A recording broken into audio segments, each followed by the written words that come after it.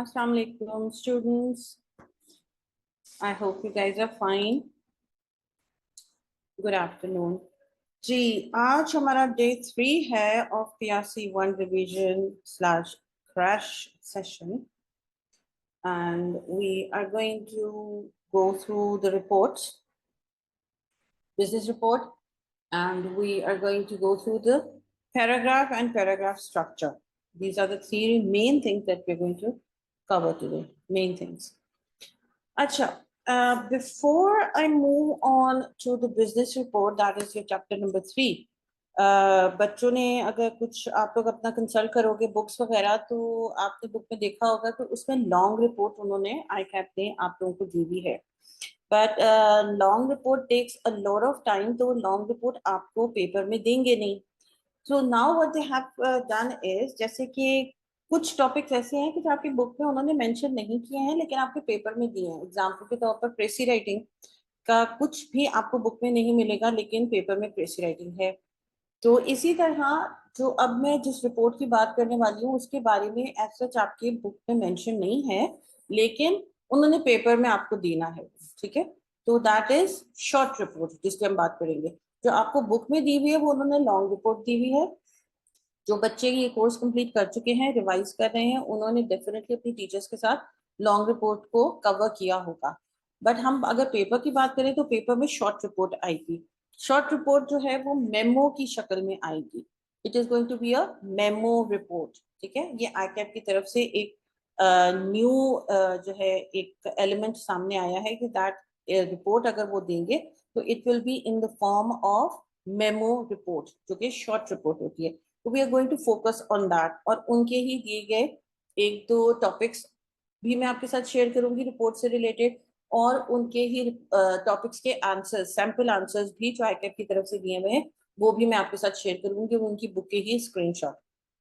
So let's move on with our first topic that is going to be business report of chapter number 3.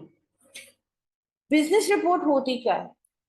बच्चे जिन्होंने जो revision कर रहे हैं उनको ऑब्वियसली पहले का पता है. हम थोड़ा सा इसको एक आपको रिकैप देती हूँ मैं. A business report is a type of a formal document that provides facts and convey specific findings from one party to another.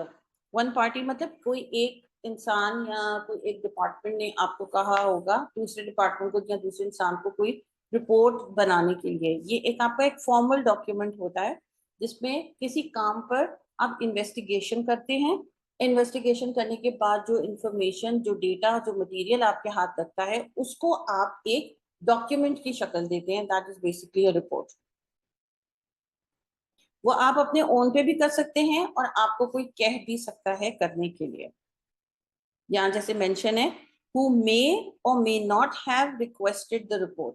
आप अपनी तरफ से भी रिपोर्ट बना के दे सकते हैं, किसी ने आपको नहीं कहा होगा. और ये हो सकता है आप ऑफिस में काम करते हो तो आपके कलीग ने, आपके सीनियर ने आपको कह दिया हो कि ये काम है, इसके ऊपर जरा इन्वेस्टिगेट करें और उसकी एक रिपोर्ट बनाकर आप मुझे दीजिए. रिपोर्ट बनाकर देना एक सिंपली जस्ट दैट कि whatever information you have gotten after the investigation, make a fine document out of it. Reports can be short or long, in form of letters, memos, or a lengthy document.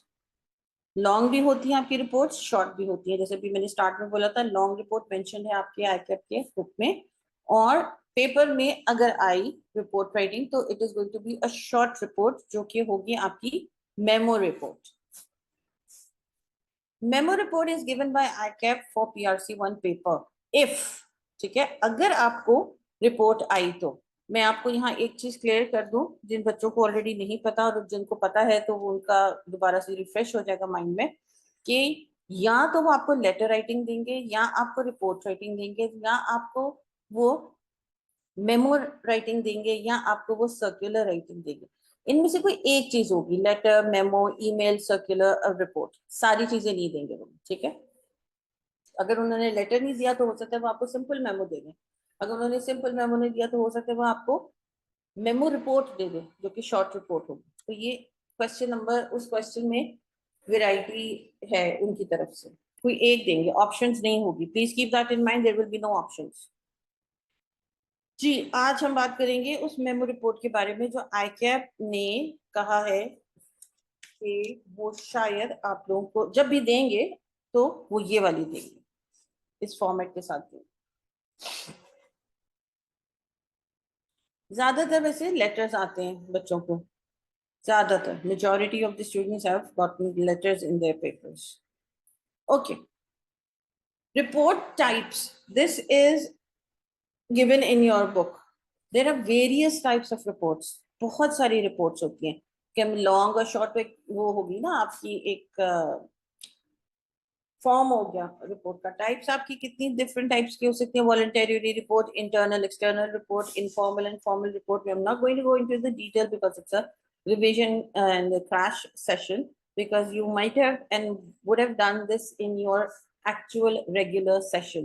हम इतनी detail में इन reports के बारे में नहीं जाएंगे और ना ही जा सकते हैं, because it's a crash course, it's a revision session. तो मैंने सिर्फ रिमाइंडर के लिए ये वाली स्लाइड जो है वो इंक्लूड की है कि आपको याद आ जाए कि डिफरेंट टाइप्स ऑफ रिपोर्ट्स होती हैं और different types of reports you have already done with your respective teachers. Ethical concerns ये मैंने डाला है, although you guys must have and would have done this also with your teachers, लेकिन ये कुछ जरा इंपॉर्टेंट चीज है तो इस वजह से मैंने इंक्लूड किए हैं रिविजन सेशन में भी। एथिकल कंसर्न्स आपको बेटा अपने माइंड में रखने हैं when you are writing a report, when you are writing a business message, may it be letter, email, memo, memo report, circular. ये एथिकल कंसर्न्स, इखलाकियात जिसको कहते हैं, वो आपको अपने माइंड में रखने हैं। Use a report must not, ये माइंड में रखिएगा, नॉट है, ये चीजें आपने इस्तेमाल या नहीं करनी है। Report must not use manipulative language, यानी कि जो फैक्ट्स एंड फिगर्स आपके हाथ लगे after the investigation, you are only going to include those facts and figures and information in your report. You are not going to try to manipulate the reader. ठीक है, उनको अपनी बातों में उलझाने की आप कोशिश नहीं करेंगे और अपना पर्सपेक्टिव रिपोर्ट के अंदर नहीं डालेंगे। जो फैक्ट्स एंड फिगर्स आपके सामने आए हैं आपने बस वही मेंशन करने हैं। कोई मैनिपुलेटिव लैंग्वेज यूज नहीं करनी है कि वो आपके वर्ड्स पढ़कर, सेंटेंसेस पढ़कर जो है वो अपना जो ओपिनियन है वो बना ले और एक्चुअल जो रिपोर्ट है उसके ऊपर वो अपनी ओपिनियन ना बनाए। Okay, a report must not give false or incorrect impression or information. आपकी रिपोर्ट जो है वो बिल्कुल करेक्ट इंफॉर्मेशन उसमें होनी चाहिए, कोई उसमें झूठ नहीं होना चाहिए। Whatever you have investigated, whatever information you have gathered while you were investigating, you are supposed to put that information as it is in your report. कोई इनकरेक्ट इंप्रेशन ना हो, कहना कुछ चाह रहे हो आप लिख कुछ रहे हो, कोई फॉल्स इंफॉर्मेशन नहीं डालनी आपने, गलत बयानी से काम नहीं लेना बेसिकली। ठीक है, इखलाकियात की बात हो रही है। हैव मिसिंग इंफॉर्मेशन, ऐसा ना हो कि जब रिपोर्ट पढ़ी जाए तो लगे कि इसमें तो इंफॉर्मेशन इनकम्प्लीट है, XYZ इंफॉर्मेशन तो है ही नहीं इसके अंदर। ठीक है, so you should be sure that your report should have a complete information in it. It should be a complete document. You should not suppress important information. आपने छुपानी नहीं है, दबानी नहीं है इंपॉर्टेंट इंफॉर्मेशन। सप्रेस मतलब छुपाना या दबाना। ठीक है, और उसको कम नौयत करके बताना। कोई ह्यूज मैटर आपके सामने आया है इन्वेस्टिगेशन करते हुए, लेकिन उस ह्यूज मैटर को आप बिल्कुल हल्का फुल्का करके जो है ना वो बता रहे हो। वोकैबुलरी में आप लोगों ने किया होगा ना वो हाइपरबोले और अंडरस्टेटमेंट, तो वो वाली चीज यहाँ नहीं करनी है कि कोई चीज आपको अच्छी खासी नौयत की पता चली है, may it be a good thing और अ बैड थिंग, लेकिन आप उसको मिजिटेट करके या अंडरस्टेटमेंट करके बिल्कुल हल्का फुल्का सा बयान कर रहे हैं तो वो गलत बयानी हो जाएगी। जैसी इंफॉर्मेशन आपके हाथ लगी है आपने उसी को माइंड में रखते हुए अपनी रिपोर्ट बनानी है। तो कीप इन माइंड कि एथिकल कंसर्न्स जो हैं वो माइंड में रखते हुए आपने रिपोर्ट राइटिंग करनी है। Even any piece of business writing report के लिए तो फिर ये और ज्यादा इंपॉर्टेंट हो जाता है, क्योंकि आपके ऊपर एक जिम्मेदारी दी गई है कि जाओ वो and work on this thing and come up with the information in a form of a document. कि आपकी कोई जिम्मेदारी उन्होंने किसी ने दी है, आपके बॉस ने, आपके कलीग ने, तो वो एथिकल कंसर्न्स तो रिपोर्ट के अंदर ज्यादा इंपॉर्टेंस रखते हैं। इंपॉर्टेंस उनकी बिजनेस मैसेजेस में है, लेटर में भी, ईमेल में भी आपको एथिकल कंसर्न शो करने हैं, लेकिन रिपोर्ट में समझो कि उसके ऊपर एक्स्ट्रा ध्यान देने की जरूरत है। These things I'm sharing with you guys because ये आगे जाके आर्टिकलशिप में आपको काम आएंगे. I don't believe in teaching students only to pass papers. तो आप लोग जब भी मेरी रिकॉर्डिंग अभी भी सुन रहे हो, आगे कभी लाइफ में अगर इत्तेफाक होता है सादिया शेख की कोई रिकॉर्डिंग सुनने का आपको, तो आपको ये फील आएगी कि मैं जो हूँ सिर्फ पेपर पास करने के लिए बच्चों को नहीं पढ़ाती, क्योंकि मेरा सब्जेक्ट कुछ इस तरह के हैं कि जो आगे लाइफ में जाकर आपको बेटा काम आते हैं। मेरे कम्युनिकेशन जो है वो मेरा सब्जेक्ट है, बिजनेस कम्युनिकेशन मेरा सब्जेक्ट है। ये आपका जो BWCS है, ये ऐसी चीज नहीं है कि सिर्फ पेपर पास करोगे और आप इसको साइड पे रख दोगे। ये आगे जाके एथिकली आपको आगे जाके आर्टिकलशिप में ये चीजें काम आनी है। लेटर कैसे लिखना है, रिपोर्ट कैसे बनानी है, कम्युनिकेट किस तरह करना है, ध्यान कैसे देना है, ब्रेनस्टॉर्मिंग क्या होती है, मीटिंग में किस तरह कंडक्ट करते हैं, ये सारी चीजें आपको प्रैक्टिकली वहां करनी पड़ेंगी। तो मेरा वे ऑफ टीचिंग जो है वो थोड़ा मुख्तलिफ होता है बाकी टीचर से। I don't prepare my students only to pass the examination. Yes, one of my concerns is that कि ऑब्वियसली बच्चों को पास करवाना हमारा मेजर फोकस है, but that is not the only focus that I keep in mind when I am teaching my students. तो ये आपको थोड़ा सा इस तरह का होगा कि ओके मिस पेपर में तो आना नहीं है तो आप क्यों बता रही हैं। So don't think like that. Okay, writing the report. Writing the report requires information to be collected and organized and reach conclusions or suggestions. Proposed questions that need attention for an effective plan for writing reports.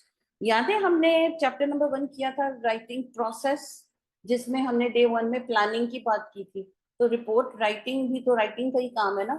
इसका मतलब है कि इस piece of writing में भी हमें planning की जरूरत है, क्योंकि राइटिंग प्रोसेस के अंदर जो प्लानिंग है वो किसी भी राइटिंग के लिए है। ये नहीं है कि सिर्फ लेटर राइटिंग करनी है तो आपको ब्रेनस्टॉर्मिंग करनी है, लेटर राइटिंग करनी है तो आपको प्लानिंग करनी है, नहीं, एनी पीस ऑफ राइटिंग। तो आप रिपोर्ट राइटिंग करने बैठेंगे तो आपने उसमें भी प्लानिंग करनी है। सारी इंफॉर्मेशन आपके हाथ लग गई, आपने क्वेश्चन आंसर्स पूछ लिए। मैं एग्जांपल आपको एक रिपोर्ट की ये देती हूँ कि आप ये समझे कि हम हमारा एक रेस्टोरेंट है, ठीक है, आप लोग और मैं, हम सब मिलकर एक रेस्टोरेंट में काम करते हैं, ठीक है। अब हमारे बॉस ने मुझको जिम्मेदारी दे दी, चले समझे कंसिडर करें कि मैं उस रेस्टोरेंट का मैनेजर हूँ, की मैनेजर हूँ, ठीक है, और आप लोग भी जो हो ना वो असिस्टेंट मैनेजर हैं, तो आप लोग भी सारे काम करते हो रेस्टोरेंट के अंदर। अब मेरे बॉस ने, जो ओनर है कंपनी का, रेस्टोरेंट का, उन्होंने मुझे कहा कि जी आप रिपोर्ट बनाओ। तो मैं उनसे कहूंगी कि सर क्यों रिपोर्ट बनाइए, क्या हो गया। तो वो मुझे कोई मसला तो बताएंगे, कोई रीजन तो देंगे ना। आपको याद है ना वो पर्पस PRCM के, what is the purpose of writing a report, मैं सर से पूछूं अगर, तो वो मेरे जो मैनेजर जो ओनर है वो कहेंगे कि जी हमारे पिछले 2-3 महीनों से हमारे रेस्टोरेंट की सेल बहुत कम हो रही है, जिसको कहेंगे कि cells have declined over the past 2 months और 3 months। तो पता करके आओ सादिया जी कि क्या रीजन है कि हमारी सेल्स जो है वो 2-3 महीनों से नीचे जा रही है। तो अब मैंने क्या करना है, I will have to make a report, लेकिन रिपोर्ट लिखने से पहले मुझे इन्फॉर्मेशन तो मेरे हाथ में होनी चाहिए ना। मैंने क्या डॉक्यूमेंट बनाऊंगी मैं, क्या वर्ड्स डालूंगी। तो ऐसी सिचुएशन में फिर I am going to talk to the customers. मैं रेस्टोरेंट की मैनेजर हूँ, मैं जो मेरे क्लाइंट्स आएंगे, कस्टमर्स आएंगे, मैं उनसे बातचीत करके सवाल जवाब करके पूछूंगी कि जी खाना कैसा लगा और मेन्यू कैसा लगा, और हमारे स्टाफ की जो है मैनेजमेंट कैसी लगी, टाइम ऑकवर्ड तो नहीं है, आप की जो AC है वो सही काम कर रहा है, कंफर्टेबल हैं आप, कुछ इस तरह के स्माइल के साथ सवाल जवाब मैं उनके साथ थोड़े थोड़े करूंगी ताकि मैं उनको डिस्टर्ब भी ना करूं।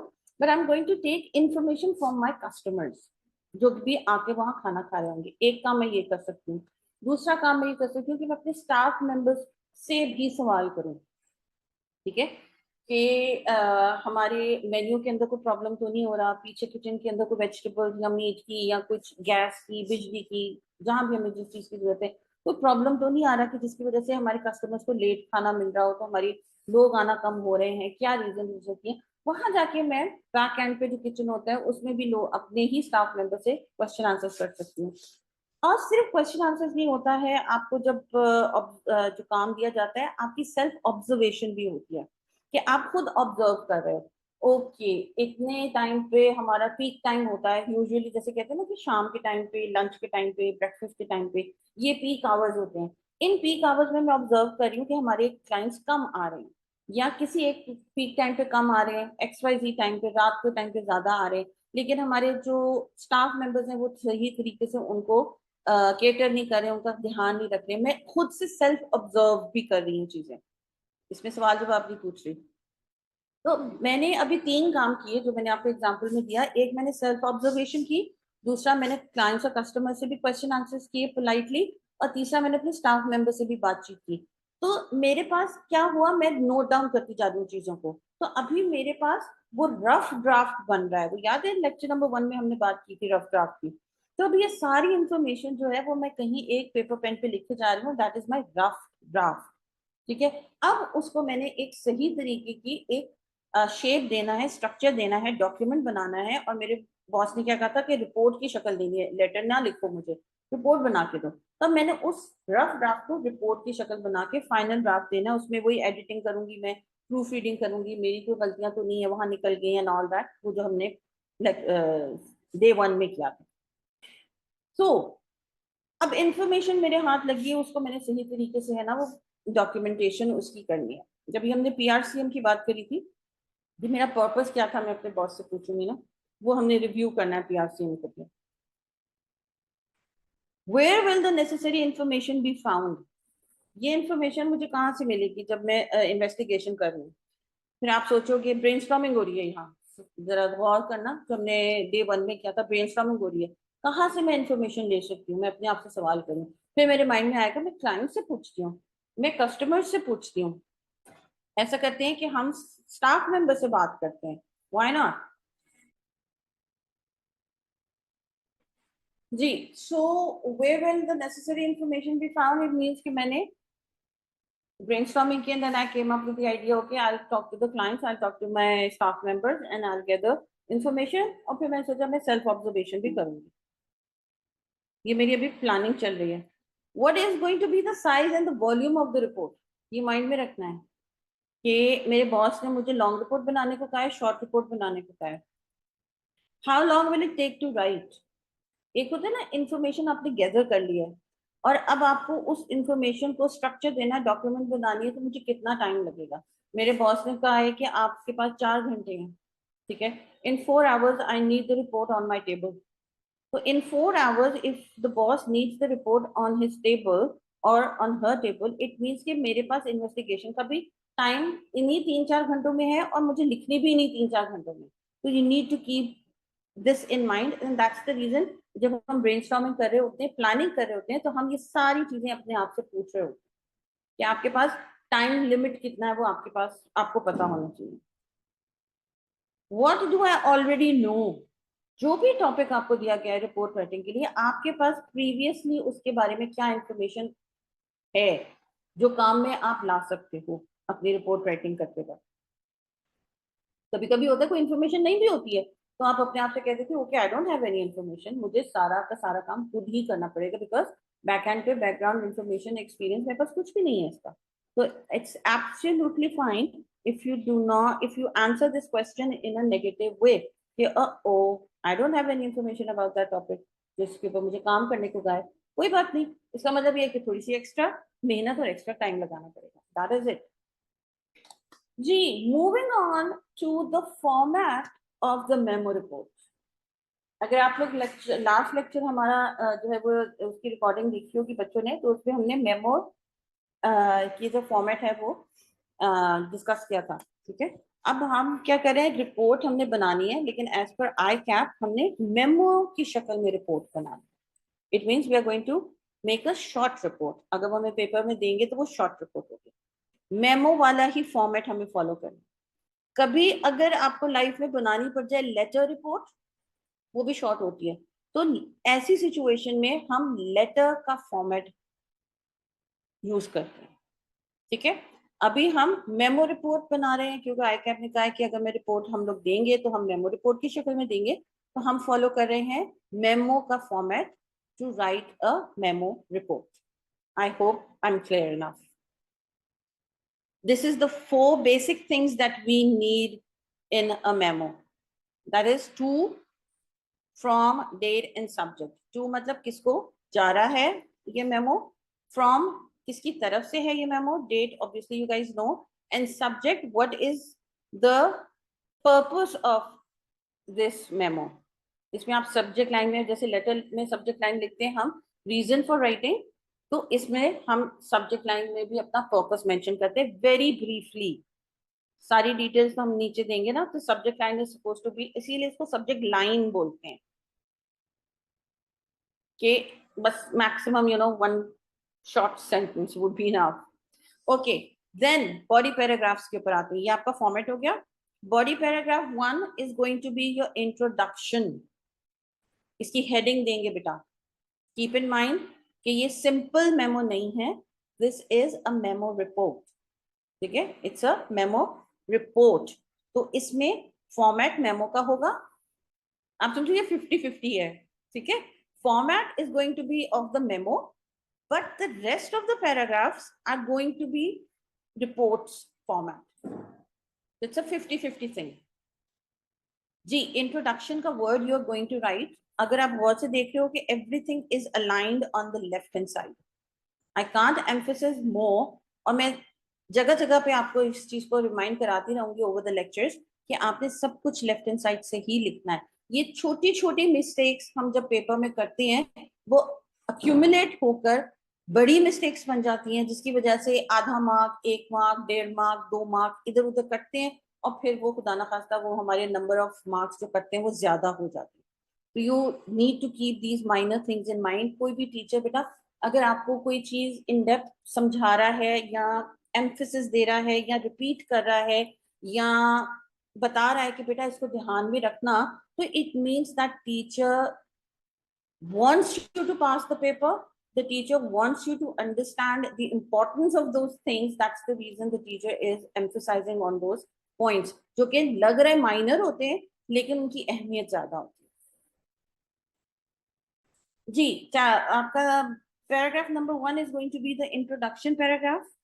Paragraph number 2 is going to be the findings. उसकी हेडिंग हम लिखेंगे findings. अभी होती क्या है ये मैं भी आपको बताती हूँ. फिर आपका पैराग्राफ नंबर 3 होगा एनालिसिस.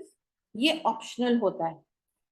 ये हम एनालिसिस वाला पैराग्राफ जब लिखते हैं जब हमारे टॉपिक जो है वो सजेस्ट करता हो कि हमने एनालिसिस करने हैं.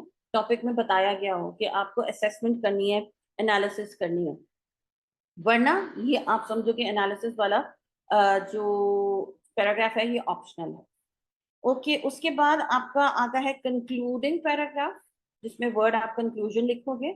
कंक्लूजन हम सिर्फ फाइंडिंग्स वाले पैराग्राफ का करते हैं, सारी चीजों का कंक्लूजन नहीं करना. ये ऐसे नहीं है, ठीक है. हम कंक्लूजन सिर्फ फाइंडिंग्स वाले पैराग्राफ का करेंगे. ओके, लास्टली आपका रिकमेंडेशन आता है. What do you like not feel, I would say, what do you recommend, what do you suggest after observing the entire situation. आप क्या समझते हो कि इस मसले का हल क्या निकल सकता है. अगर मैं हम वो एग्जांपल वही दूं डिक्लाइन इन सेल की, कि आपने 3-4-5-6 घंटे काम किया, ऑब्जर्वेशन की, स्टाफ मेंबर से बात की, कस्टमर से बात की, तो इन सारे हाथ जो आपकी फाइंडिंग्स लगी, इंफॉर्मेशन लगी, उसको मद्देनजर रखते हुए आप क्या रेकमेंड करते हो कि हमको क्या क्या करना चाहिए और क्या क्या नहीं करना चाहिए ताकि हमारी सेल्स बेहतर हो सके. आपको ये फील आती है कि अभी जो मैंने पूरी सिनेरियो सामने देखी है, तो अगर हम ये ना करें और अगर हम ये करें तो हमारी सेल्स बेहतर हो सकती है. वो चीजें हमने रिकमेंडेशन में मेंशन करनी है.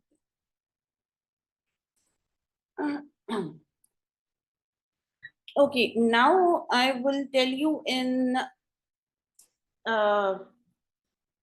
थोड़ा सा in a brief manner.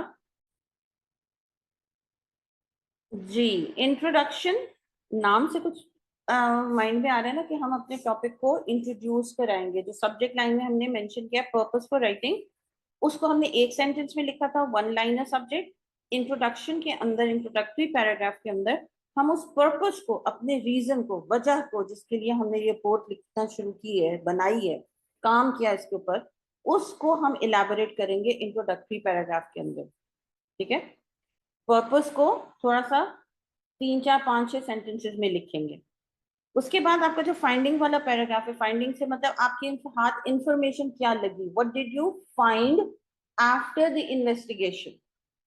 ठीक है, what ever material you got after the question answer observation, वो सारा कुछ आप फाइंडिंग्स में मेंशन करते हो। ये फाइंड से ही माइंड में रखना कि आपको मिली क्या क्या चीजें, मिली इंफॉर्मेशन क्या क्या।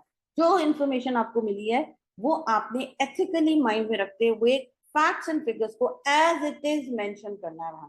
इसमें आप समझो कि कोई करप्शन नहीं कर सकते, हम दो नंबरी नहीं कर सकते। What ever you have found, you have to mention in your findings, you have to। ये ethical concern होता है, you are bound to, आप समझो। ठीक है, इसलिए report banana is a very responsible kind of a task। कोई आपको रिपोर्ट बनाने को कहे अगर आगे लाइफ में इंशाल्लाह, तो इसका मतलब है कि आप ये समझना कि वो इंसान आपको बहुत ट्रस्ट करता है, दैट्स द रीजन उन्होंने आपको रिपोर्ट बनाने को दिया है। ओके, फाइंडिंग्स के बाद एनालिसिस। एनालिसिस में आप काइंड ऑफ डिस्कस करते हो मैटर को थोड़ा सा इन डिटेल। अभी मैं आपको सैंपल भी दिखाती हूँ तो आपको बेहतर उससे आइडिया होगा। कंक्लूडिंग पैराग्राफ, कंक्लूजन में जैसे मैंने बताया था कि whatever you have mentioned in your findings paragraph, you are going to conclude it. Conclude mean main points को आप रीस्टेट करोगे, यहाँ रीराइट करोगे मेन पॉइंट्स को जो आपके फाइंडिंग्स में थे। कंक्लूड करना है यानी कि उसको मुख्तसरन बयान करना है, समरी सी हमने बनाकर यहाँ फाइंडिंग्स की लिख देनी है। और रिकमेंडेशन तो मैंने आपको बताया कि पैराग्राफ में आपने तरीके से अपनी सजेशंस देनी है। कीपिंग इन माइंड के उस सिचुएशन में क्या हुआ था। रिकमेंडेशन के अंदर बेटा कभी भी बाइसनेस नहीं दिखानी है, जेंडर प्रेफरेंस नहीं दिखाते हैं कि जी हमारे जो है ऑफिस में जो है या रेस्टोरेंट के अंदर वो फीमेल्स काम करती हैं तो वो जल्दी छुट्टी लेके चली जाती हैं, कोई बात नहीं, वो लड़कियां हैं तो चलो उनकी बात में नहीं डालता। उनकी वजह से अगर आपकी रेस्टोरेंट सफर कर रहा है, उनकी गलतियों की वजह से अगर आपका सेल्स डिक्लाइन हुई है तो आपको वो मेंशन करना है।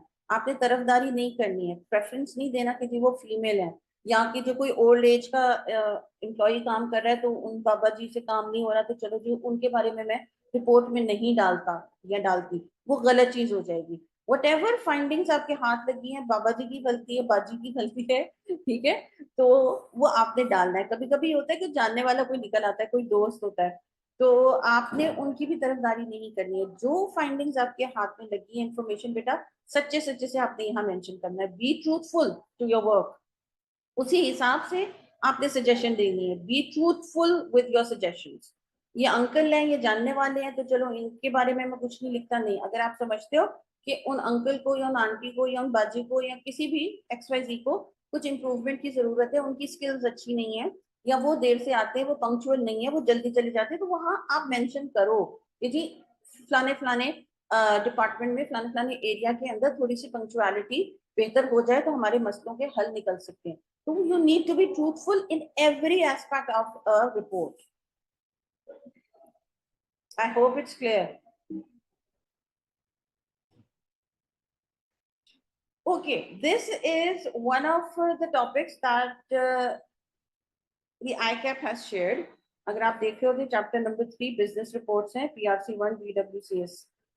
तो ये उनका एक उन्होंने टॉपिक शेयर किया, मल्टीपल टॉपिक्स उन्होंने शेयर किए थे, स्क्रीनशॉट मैंने एक कर लिया। ये इंटरनल रिपोर्ट है। इंटरनल एक्सटर्नल पे भी हमने ब्रीफली बात की थी। Internal means the communication that you do within an organization where you work, and external communication is communication that you do externally with organizations that you are not working for। ठीक है, किसी और organisation से आप communicate कर रहे हो जहां आप काम नहीं करते, वो एक्सटर्नल है। ये इंटरनल है यानी कि उसी ऑर्गेनाइजेशन से रिलेटेड होगी जहां आप काम करते हो। Let's read out the scenario. अब ये देख रहे हो कितना लंबा, ये समझो ये सारा टॉपिक है, ये सिनेरियो है ऊपर, and this is the basic topic. Topic in the sense कि यहाँ इंस्ट्रक्शंस दी गई हैं कि इस सिनेरियो को मद्देनजर रखते हुए आपने करना क्या है, किस टाइप की रिपोर्ट बनानी है।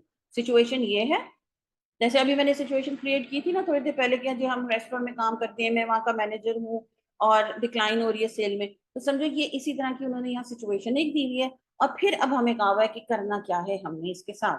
तो let's read out the situation. Kamran Khan has been appointed recently as quality control engineer for Zohran Housing Limited.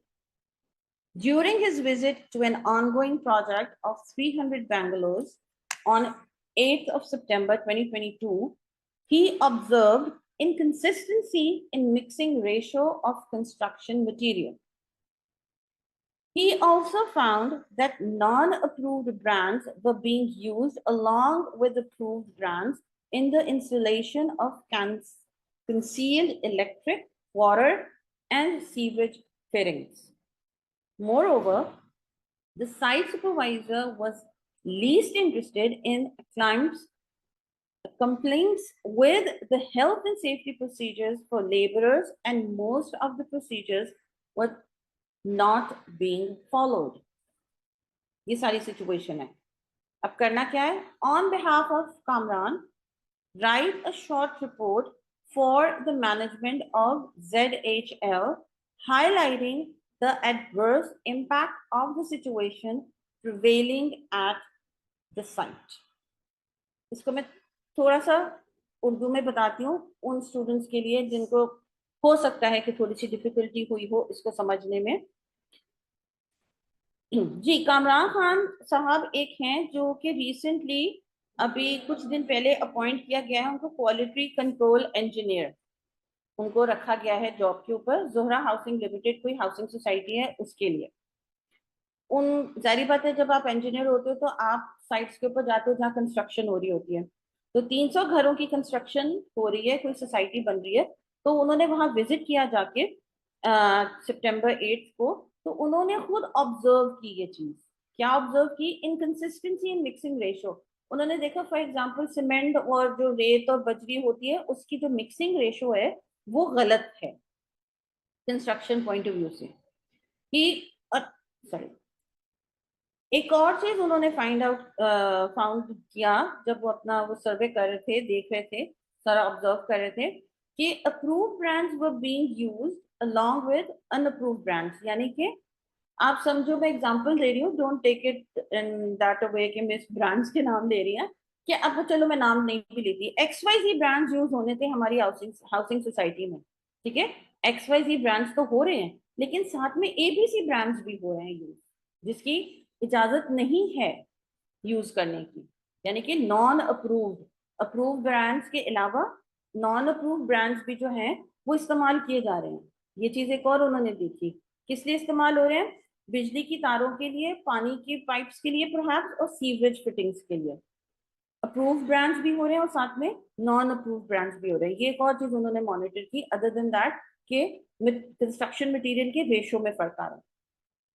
एक और चीज उन्होंने देखी, मोर ओवर।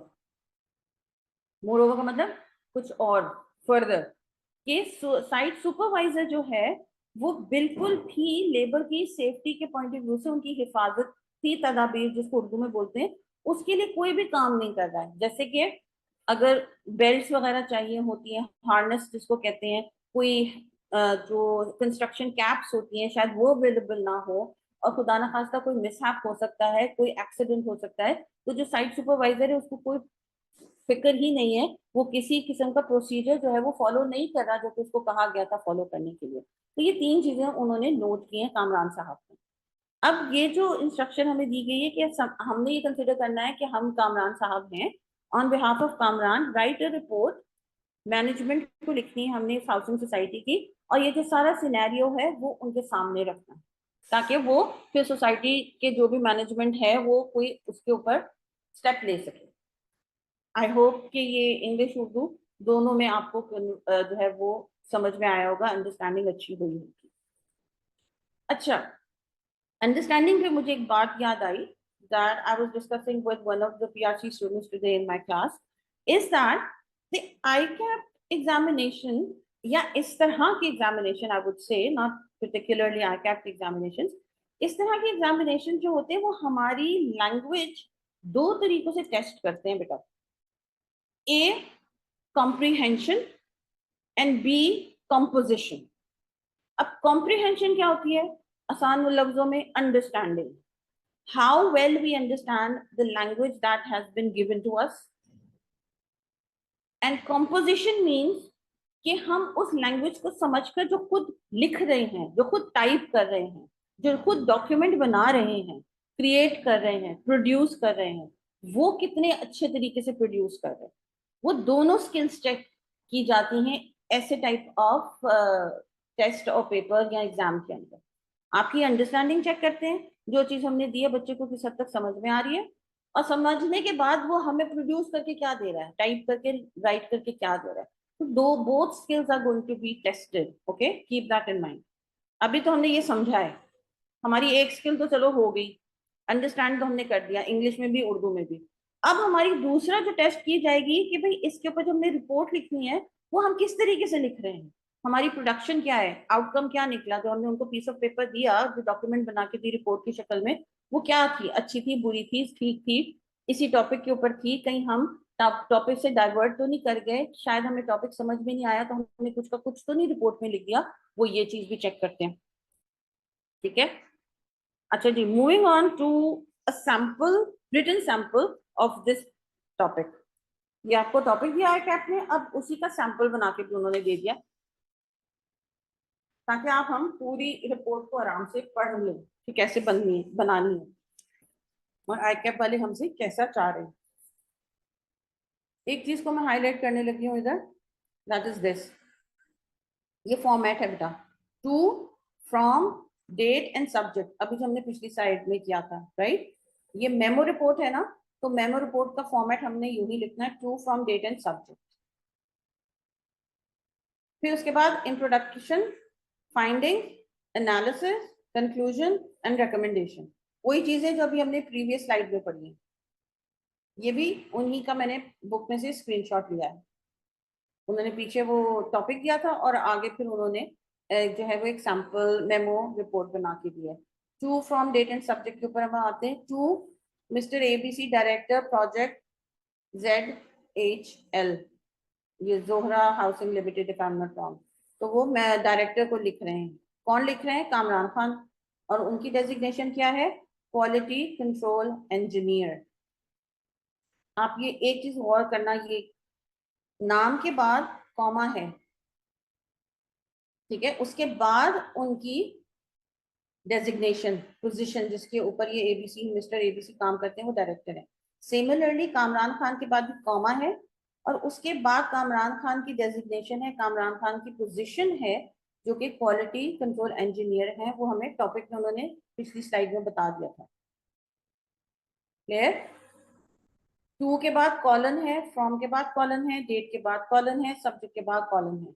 ये पंक्चुएशन की मिस्टेक्स अगर हम करेंगे तो भी मार्क्स कटेंगे. हमने फर्स्ट लेक्चर में किया था वो कप्स में से पी जो था वो आपका पंक्चुएशन का था जी. Subject, non compliance to quality standards in housing construction.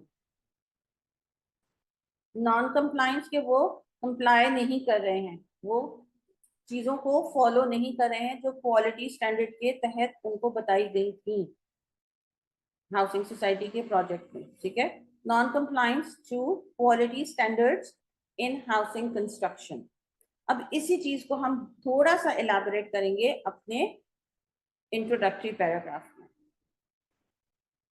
मैंने आपको अभी जब रिपोर्ट हम स्टार्ट कर रहे थे तो मैंने एक चीज आपको मेंशन की थी कि या तो आप खुद रिपोर्ट बनाते हो खुद से ही, और कभी आपको कहा जाता है रिपोर्ट बनाने के लिए. जो मैंने अभी रेस्टोरेंट का एग्जांपल आपके साथ शेयर किया है थोड़ी देर पहले, वो हमने इमेजिनरी रेस्टोरेंट के ओनर ने मैनेजर को कहा कि जाओ और पता करो कि हमारी सेल्स में डिक्लाइन क्यों हो रही है, राइट. तो हमें कहा गया था रिपोर्ट बनाने के लिए. ये सिचुएशन वो है जिसमें हमें कहा नहीं गया है रिपोर्ट बनाने के लिए, हम खुद से बना रहे हैं. Okay. On my recent visit to Zohra Housing Project on 8 September 2022, I came across certain discrepancies and non-compliance that must be reported. Our housing project of 300 bungalows is underway, and as our flagship project, it must meet the quality standards. Introduction में अगर आप गौर करो, जब इस recording को भी pause करके दोबारा पढ़ना, कि जैसे मैंने पहले कहा था, सब्जेक्ट लाइन को ही इलैबोरेट किया है यहाँ उन्होंने, अभी कोई डिटेल्स नहीं दी है, कुछ नहीं बताया कि मुझे क्या क्या मिला और क्या क्या मैंने ऑब्जर्व किया, सिर्फ इस सब्जेक्ट लाइन को थोड़ा सा ज्यादा एक्सप्लेन कर दिया उन्होंने, थोड़ा सा इलैबोरेट कर दिया है उन्होंने. ठीक है. On my recent visit to Zohra, के जब मैं अभी विजिट किया उस हाउसिंग प्रोजेक्ट को, तो मैंने कुछ चीजें ऐसी ऑब्जर्व की हैं कि जो क्वालिटी स्टैंडर्ड को मेंटेन नहीं कर रही हैं. अब वो आ रहे हैं फाइंडिंग्स पर कि उनको क्या इंफॉर्मेशन, उन्होंने क्या ऑब्जर्व किया, क्या पता चला उनको वहां विजिट के बाद जो ये रिपोर्ट बना रही है. एक्सक्यूज जी. Wrong mixing ratio. अब रॉन्ग मिक्सिंग रेशो में क्या उन्होंने फाइंड आउट किया, वो आपने सेंटेंस की शक्ल में लिखना है. The standard ratio of mixing construction material was not found and was not in keeping with the instructions as mentioned in the project specifications. अब आप ये देख रहे हो कि ये सारा past tense में उन्होंने बोला है, लिखा है. Construction material was not followed and was not in keeping with the construction as mentioned in the project specifications. क्योंकि वो कल परसों, अब देखो ना कब उन्होंने ऑब्जर्व किया है, 8 सितंबर को, और लिख कब रहे हैं वो 11 सितंबर को. तो जब वो पास्ट का हवाला दे रहे हैं 8 सितंबर का, तो फिर जारी बात है पास्ट टेंस में ही यूज करेंगे. ठीक है. तो ये usages of tenses, usages of grammar correctly, ये भी बहुत बहुत बहुत मैटर करता है आपके मार्क्स के लिए. नंबर 2 फाइंडिंग्स उन्होंने क्या देखी, use of non approved brands. पहले हेडिंग दे दी थोड़ा सी बोल्ड करके, और उसके बाद इसी बात को इलेबोरेट कर रहे हैं वो यहाँ. ZHL uses brands of highest quality in internal fixtures and wiring. highest quality का इस्तेमाल करते हैं, वो ये कह रहे हैं, हमें पता है. The fixtures, electrical wiring being used were, again past tense, were of a low brand instead of the specified marked brand. It gave a poor impression. Again gave भी past tense है, तो ये प्लीज कीप इन माइंड ये tenses को. ठीक है. Negligence इन supervision, जो third point उनको नहीं मिला था कि जो साइट सुपरवाइजर है वो बिल्कुल ध्यान नहीं दे रहा है सेफ्टी मेजर्स के लिए, तो वहां उन्होंने ये थर्ड मेंशन किया है, negligence in supervision. Construction project requires a strict and close supervision and safety control. The construction site supervisors ignored and even risked the life of construction site workers because no helmet and protective equipment were provided to them. There was no compliance to the safety standards. क्योंकि जो helmet थी वो भी नहीं थी, और कोई equipment जैसे मैंने कहा था कि बेल्ट वगैरह या जो हार्नेस होता है, हुक्स होते हैं उनकी सेफ्टी के लिए, वो भी अवेलेबल नहीं थे as per the standards of this housing society. ये 3 फाइंडिंग उनको मिली जब उन्होंने ऑब्जर्व किया वहां जाकर. एनालिसिस के ऊपर आते हैं, थोड़ा सा ये डिटेल में जा रही हूँ मैं स्लाइड के ऊपर, but I want you guys to understand what is being written in this report and what is required by ICANN and what they want you to write in your report if the report comes in your question, in your test. The analysis. When building foundations lack consistency, they can become weak and vulnerable.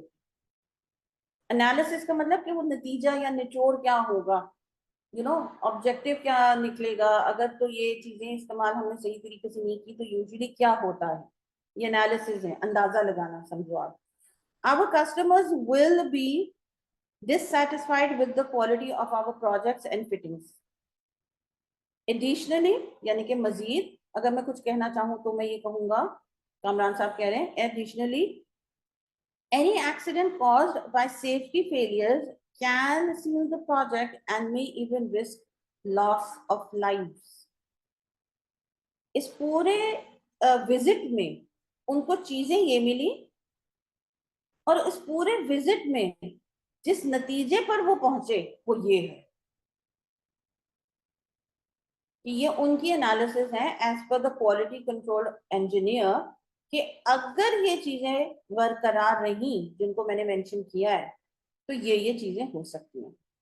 I hope कि clear हुआ है। ठीक है, ये उनकी apprehensions कह लो, analysis कह लो, उनका एक्सपीरियंस और तजुर्बे की बात वो ये सामने रखते हैं कि जी अगर ये चीजें ऐसी ही रही और ठीक ना हुई तो फलानी फलानी चीजें हो सकती हैं। और कीप इन माइंड कि ना यहाँ that person has used the future tense, our customers will be dissatisfied. अभी तो कंस्ट्रक्शन हो रही है ना, कि अगर ये चीजें ऐसी चलती रही तो हमारे कस्टमर्स डिससेटिस्फाइड हो सकते हैं। फ्यूचर टेंस है यहाँ, keep the tenses in mind please. Minor सी बात लगती है बेटा बट है important. Okay, coming to the conclusion. As a result, से आप बिल्कुल कंक्लूजन को स्टार्ट कर सकते हो या टू कंक्लूड कर सकते हो, इन कंक्लूजन कर सकते हो। ये कुछ वोकैबुलरी मैं आपको के साथ शेयर भी करूंगी। द सीरीज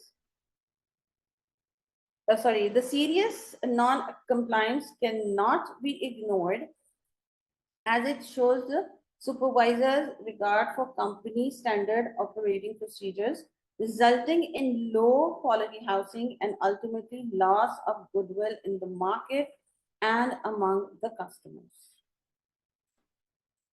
कंक्लूजन के ऊपर वो ये पहुंच गए हैं कि अगर हम इन चीजों को ठीक नहीं करते, सुपरवाइजर डिसरिगार्ड ही करते रहे इन चीजों को अगर, तो कंपनी स्टैंडर्ड के जो प्रोसीजर्स हैं वो हमारे क्वेश्चनेबल हो जाएंगे, लोग जो हैं वो हम पर ट्रस्ट नहीं करेंगे।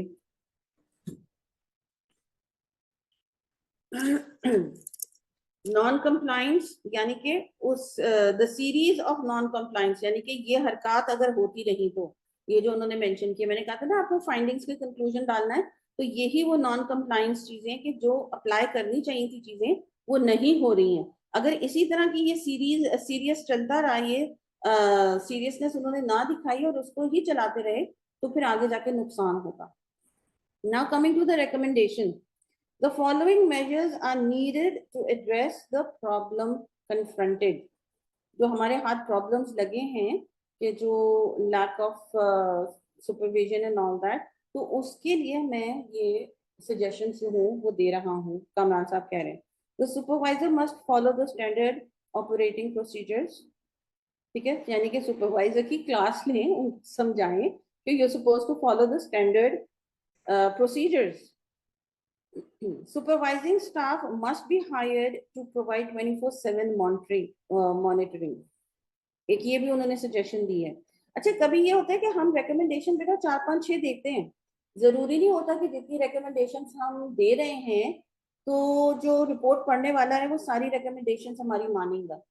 इसमें से 1 2 भी मान सकते हैं, हो सकता है कोई ना भी माने और अपनी कोई रिकमेंडेशन दे दें। ठीक है, ये तो हम अपनी तरफ से दे रहे हैं कि पूरे सिनेरियो को माइंड में रखते हुए what we think is the best solutions for the issue in hand. Fixtures and fittings to be replaced immediately as per standard. ठीक है, क्योंकि वो अगर अनअप्रूव्ड, उसको कहते हैं ना वीक क्वालिटी की, उसने देखी है कि लगा रही है तो उन्होंने कहा कि ये तो फौरन ही चेंज कराएं क्योंकि हमारी क्वालिटी जो है वो हम उस पर कॉम्प्रोमाइज नहीं कर सकते। The construction site must be made safe and follow all safety instructions.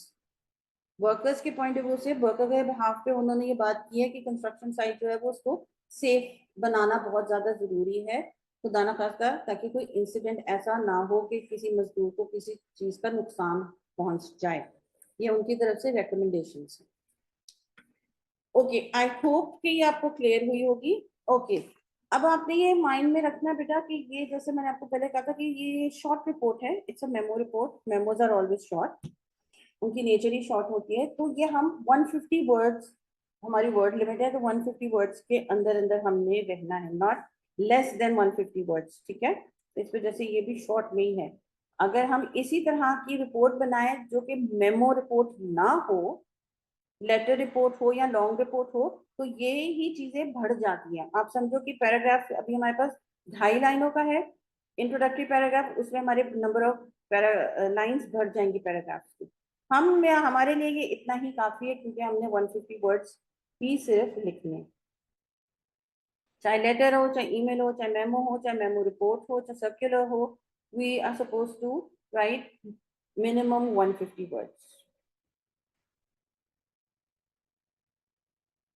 Okay, moving on to the second topic of today's class, that is paragraph structure. आप कहोगे कि मिस, जब भी हम आपका रिकॉर्डिंग देखते हैं आप हर पॉइंट को कहते हो कि बेटा ये बड़ा इंपॉर्टेंट है, but again I am going to say that this is also very important. क्योंकि अगर हम पैराग्राफ सही नहीं बनाएंगे तो हम डॉक्यूमेंटेशन कैसे सही बनाएंगे, हम रिपोर्ट कैसे लिखें, हम लेटर कैसे लिखें, हम ईमेल कैसे लिखें, अगर हम सही पैराग्राफ ही नहीं बनाते तो, है ना। सो पैराग्राफ और पैराग्राफ स्ट्रक्चर दोनों पे हम बात करेंगे। What is a paragraph, briefly बताऊंगी मैं, सारों को पता ही होता है पैराग्राफ क्या होता है, और पैराग्राफ स्ट्रक्चर के ऊपर थोड़ी सी बात करेंगे। Paragraphs are comprise of sentences, सबको पता है ना। पैराग्राफ के अंदर हम सेंटेंसेस ही लिखते हैं, but not random sentences. The sentences should be well connected. ये रेड में है ना, ये माइंड में रखिएगा। ऐसा नहीं है एक जुमला लिख दिया उसके बारे में, एनालिसिस के बारे में एक जुमला लिख दिया आपने, जो है वो मिक्सचर, कंस्ट्रक्शन मिक्सचर के बारे में, उस मिक्सचर को आपने आगे इलेबोरेट ही नहीं किया कि कौन से कंस्ट्रक्शन मिक्सचर की बात कर रहे हो। आपने साथ में सेफ्टी ऑफ लेबर्स की बात कर दी, लेबर की सेफ्टी की बात अभी आपने मुकम्मल की नहीं, तो तीसरी बात जो है वो आपने जो है वो बिजली की तारों की कर दी। तो वो इसका अब क्यों आपके मिस, मैंने तो 4-5 सेंटेंसेस बनाकर एक पैराग्राफ बना दिया, तो that is not going to be a paragraph. Paragraph में yes you need sentences, but not random sentences इधर उधर डालकर बस बना दिया, ठीक है। It should be well connected. इसलिए भी मार्क्स करते हैं कि जब वो आपस में सेंटेंसेस पैराग्राफ के वेल कनेक्टेड ना हो, एक फ्लो ही ना बन रहा हो। A paragraph is a group of sentences organized around a central topic. One main idea in one paragraph. एक मेन आइडिया हमेशा एक पैराग्राफ में केटर किया जाता है। You don't go for many ideas in a singular paragraph. 15 ideas हैं आपके पास, 15 paragraphs बनाओ, 15 मेन आइडियाज अगर हैं, ठीक है। ये नहीं कि 3 पैराग्राफ के अंदर 15 आइडियाज डाल दो जी, एक पैराग्राफ में 5 डाल दिए, दूसरे में 5 डाल दिए, तीसरे पैराग्राफ में 5 डाल दिए, चलो जी मेरे 15 मेन आइडियाज हो गए। नहीं, if you have 15 main ideas you have to make 15 paragraphs. Example देख लो। A basic paragraph structure consists of 5 sentences. ये मैं बेसिक की बात कर रही हूँ। बेसिक से आप समझो कि 150 to 350 वर्ड्स का अगर हमारा ऐसे है, तो उससे ज्यादा हो जाएगा तो सारी बातें, नंबर ऑफ सेंटेंसेस हमारे बढ़ जाएंगे। इस वजह से प्लीज कीप इन माइंड ये बेसिक पैराग्राफ जो कि हमारे नॉर्मली इंटरमीडिएट मैट्रिक के पेपर्स में आता है, या आइल्स का अगर कोई बच्चा जानता हो तो आइल्स देते हो तो उसमें 250 वर्ड्स का आता है। उसमें क्या होता है, अ टॉपिक सेंटेंस जिससे हम स्टार्ट पकड़ते हैं, जिसमें हम बताते हैं कि मेरा पैराग्राफ लिखने का मेन पॉइंट क्या है, 3 supporting sentences and a concluding sentence. The secrets to paragraph writing lay in a few essential factors. which when are used correctly make an okay paragraph into a great paragraph. कुछ चीजें अगर हम mind में रख लें paragraph लिखते वक्त, तो हमारा एक सो पैराग्राफ, ओके पैराग्राफ, एक वाओ पैराग्राफ बन सकता है, एक बहुत अच्छा पैराग्राफ बन सकता है अच्छे पैराग्राफ से। ठीक है, अगर कुछ चीजें हम माइंड में रखते हैं। वो चीजें क्या है वो हम आगे भी डिस्कस करते हैं। अच्छा, ये टॉपिक सेंटेंस क्या होता है, मैंने कहा मैं पहले आपको बताऊं। टॉपिक सेंटेंस आपका फर्स्ट सेंटेंस, यूजुअली फर्स्ट या second sentence of your paragraph होता है। बहुत पहुंचे हुए जो राइटर्स होते हैं ना, वो कभी कभी मिडिल में भी हम अपना और एंड में भी कभी कभी दे देते हैं टॉपिक सेंटेंस, सारी बात कर के मेन बात एंड में या मिडिल में कर देते हैं। लेकिन यूजुअली या बेसिक स्टैंडर्ड आप कह लो पैराग्राफ लिखने का होता है कि टॉपिक सेंटेंस जो है वो हमारा पहला या दूसरा सेंटेंस होता है ऑफ अ पैराग्राफ। अब वो करता क्या है टॉपिक सेंटेंस, वो दो इंपॉर्टेंट काम करता है। Helps you stay focused on the main idea of the paragraph। एक पढ़ने वाले के लिए वो आसानी पैदा करता है कि मेन आइडिया ओके ये होगा, आपको फौरन पता चल जाता है। helps readers to know what your paragraph will be about। आप जब टॉपिक सेंटेंस पढ़ते हो तो आपको ये पता चल जाता है कि पूरे पैराग्राफ में राइटर ने शायद इसी के बारे में बात की होगी, क्योंकि उसने पहला जुमला ही इसके बारे में लिखा है। अब जैसे मैं एक एग्जांपल आपको दूं इधर, अब मैंने यहाँ हेडिंग लिखी है ना पैराग्राफ, आपको क्या लग रहा होगा, आप प्रिडिक्ट क्या करोगे, एंटिसिपेट क्या करोगे, अंदाजा क्या लगाओगे? एक नॉर्मल इंसान क्या अंदाजा लगाएगा कि इस स्लाइड के अंदर पैराग्राफ की ही बात करेंगी मिस। लेकिन अब मैं क्या करूं कि हेडिंग तो दे दूं पैराग्राफ की और आपको मैं वर्बली बता भी दूं बोलकर कि बेटा इस स्लाइड में हम पैराग्राफ की बात करेंगे, लेकिन जब मैं अपने पॉइंटर्स लाऊं तो वो तो ऐसे के बारे में हो, तो गड़बड़ हो जाएगी ना। तो इसी तरह, और अगर मैंने ये हेडिंग या टॉपिक आपको बताया है पैराग्राफ और मैंने पैराग्राफ की ही बात की है, तो आपने एंटिसिपेशन आपकी करेक्ट साबित होगी कि देखा मिसने हेडिंग में भी पैराग्राफ कहा था, वर्बली भी पैराग्राफ ही बोला था और पॉइंट भी पैराग्राफ के बारे में ही मिसने बताए। तो same is the case with this topic sentence. जब हम पहला जुमला लिखते हैं अपने पैराग्राफ का, तो हम अपने रीडर के लिए आसानी पैदा कर रहे होते हैं, उसको प्रिडिक्शन में, एंटिसिपेट करने में, अंदाजा लगाने में आसानी होती है कि मेरे रीडर ने पहला जुमला इस XYZ चीज के बारे में लिखा है, तो ये पूरा पैराग्राफ भी इसी XY चीज के इर्द गिर्द घूमेगा। And that is what writers should do. आप एज अ राइटर भी यही काम करोगे, पहले टॉपिक सेंटेंस लिखोगे और उसके बाद उसी टॉपिक सेंटेंस के बारे में इंफॉर्मेशन आप पैराग्राफ के अंदर दोगे। आपका एग्जामिनर भी वही चीज एक्सपेक्ट कर रहा होगा जो अभी आप थोड़ी देर पहले मेरे से एक्सपेक्ट कर रहे थे, पैराग्राफ की हेडिंग के अंदर जिसने पैराग्राफ के बारे में ही लिखा होगा। तो आपका एग्जामिनर भी वही चीज एक्सपेक्ट करेगा कि पहला जुमला बच्चे ने पैराग्राफ का ये लिखा है तो अंदर भी यही लिखा होगा, इसी के बारे में होगा। अगर अंदर हम पैराग्राफ की मिडिल पार्ट में कुछ और चीजें लिख देंगे तो एग्जामिनर कंफ्यूज भी होगा और फिर मार्क्स भी कटेंगे आपके। ठीक है, कीप दैट इन माइंड, क्योंकि हमारे थॉट्स वेल कनेक्टेड ही नहीं होंगे तो गड़बड़ हो जाएगी ना। अच्छा जी,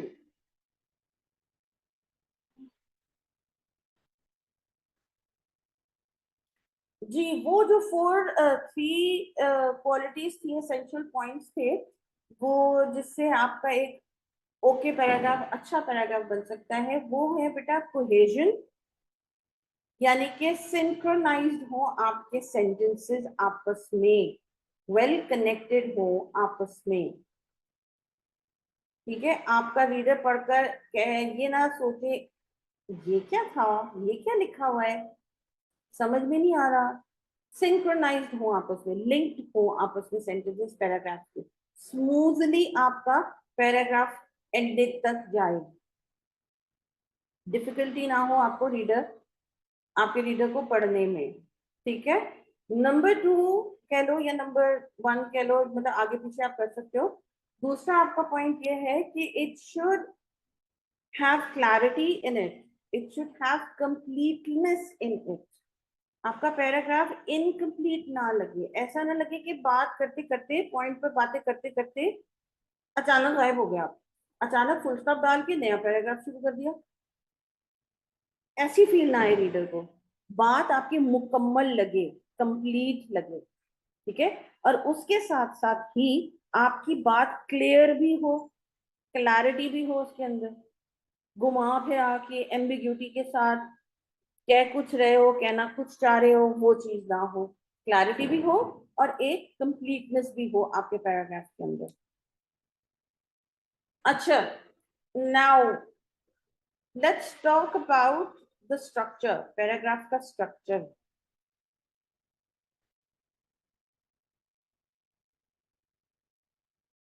A structure is a building or a framework. मैं अभी ये लिटरल मीनिंग दे रही हूँ स्ट्रक्चर क्या होता है। Text structure refers to how a piece of text is built. जैसे मैंने कहा था ना कि वो हमारा चेक कर रहे हैं कि हम प्रोड्यूस करके क्या दे रहे हैं उनको काम, क्रिएट करके क्या दे रहे हैं उनको काम, है ना।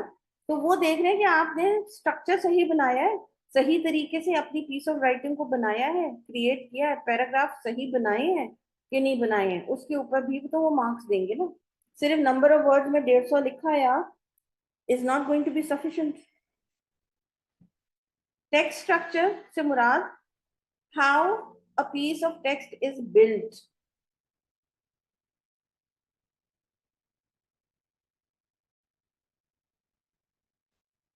Builders can use different kinds of structures to build different things.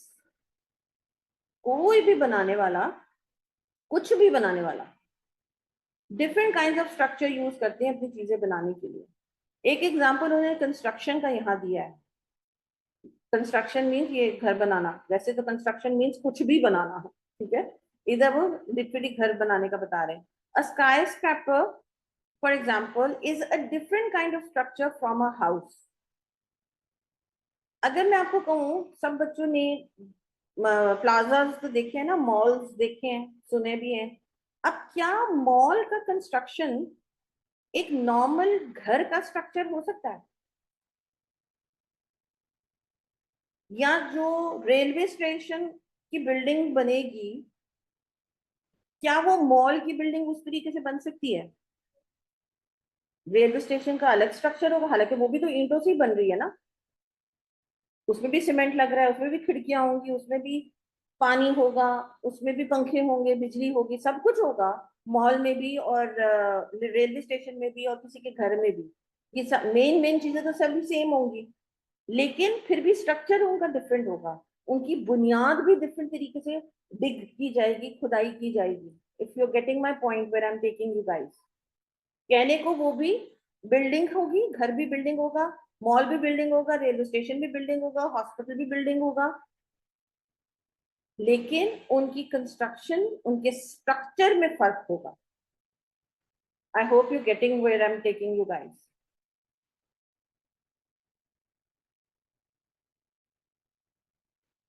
इसी तरह similarly writers use different structures to build their ideas. Urdu का मुहावरा सबने सुना होगा, एक ही लाठी से सबको नहीं हाँक सकते, और समथिंग लाइक दैट। जिसने सुना होगा ना, उसके फेस के ऊपर स्माइल आ गई होगी, इसका तो उनको समझ में आ गया होगा कि मैं क्या कहने की कोशिश कर रही हूँ, कि every piece of writing can not be written in the same way. जब आपको गुस्सा आता है, और जब आपको खुशी होती है, और जब आप उदास होते हो, तो क्या आपके एक्सप्रेशन सेम होते हैं? नहीं ना। तो फिर सेम इज द केस कि जब एक writer different type of writing कर रहा है, तो वो एक ही तरीके से कैसे लिख सकता है? ठीक है। तो writers use different structures to build their ideas. Each text structure communicate ideas in a different way. जैसे कि आप खुश हो, आप किसी और तरीके से कन्वे करोगे। वही इंसान उदास है, किसी और तरीके से कन्वे करेगा। वही इंसान डरा हुआ है, वो अपना डर किसी और तरीके से कन्वे करेगा। तो चाहे एक ही राइटर है, लेकिन वो मुख्तलिफ चीजों के ऊपर लिख रहा है, तो उसका way of writing is going to be different.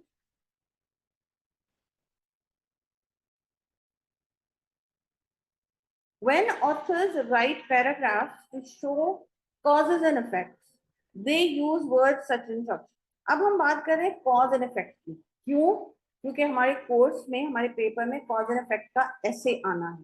ठीक है, थोड़ा सा बैकग्राउंड मैंने आपको इस वजह से बताया ताकि आपको cause and effect और आर्गुमेंटेटिव जब भी हम करेंगे दोनों पीस ऑफ राइटिंग हमारी आनी है पेपर में, उसमें पता चले कि हाँ वाकई दो अलग अलग टाइप की राइटिंग हमसे मांगी जा रही है. कॉज एंड इफेक्ट की बात अगर राइटर जब करता है तो they use words like cause, effect, as a result, consequently and वगैरह वगैरह. ये इसकी वोकैबुलरी मैं आप लोगों के साथ अलग शेयर करूंगी ग्रुप के अंदर. व्हाट्सएप ग्रुप के अंदर मैं कुछ फाइल्स आप लोगों के साथ शेयर करूंगी, तो डू काइंडली गो थ्रू दोस.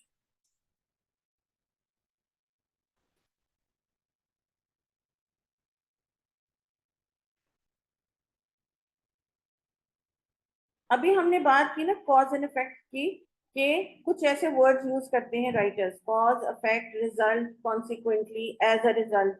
अब I am like sharing a passage with you guys. Although I know you're not present with me at the moment, you're going to be reviewing this as a recording. But मैं ये चाह रही हूँ कि इसमें से हम ढूंढें कि कहाँ कॉज और इफेक्ट की बात हुई है.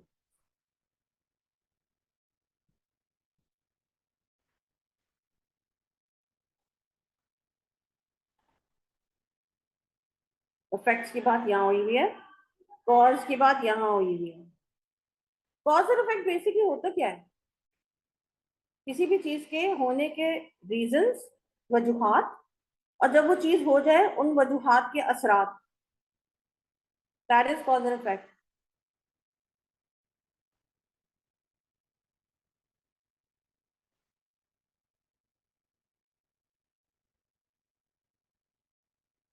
More about cause and effect. Baby painted turtles spend all winter in their nests. They have special chemicals in their blood that can keep their blood from freezing. As a result, baby painted turtles can survive freezing temperatures. Can you find the causes and effects in this paragraph?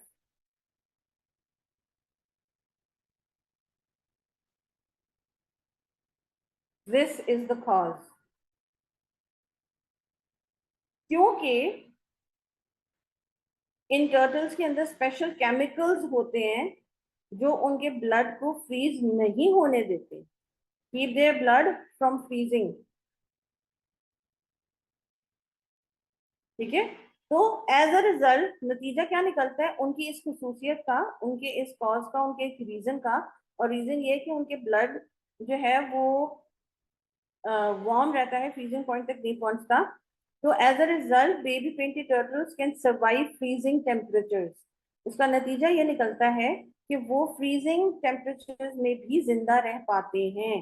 तो the yellow one is the cause and the white one, the last sentence, as a result, वो आपका नतीजा निकला, affect निकला. कि उसका affect ये निकलता है कि वो फ्रीजिंग टेम्परेचर में भी सर्वाइव कर पाते हैं.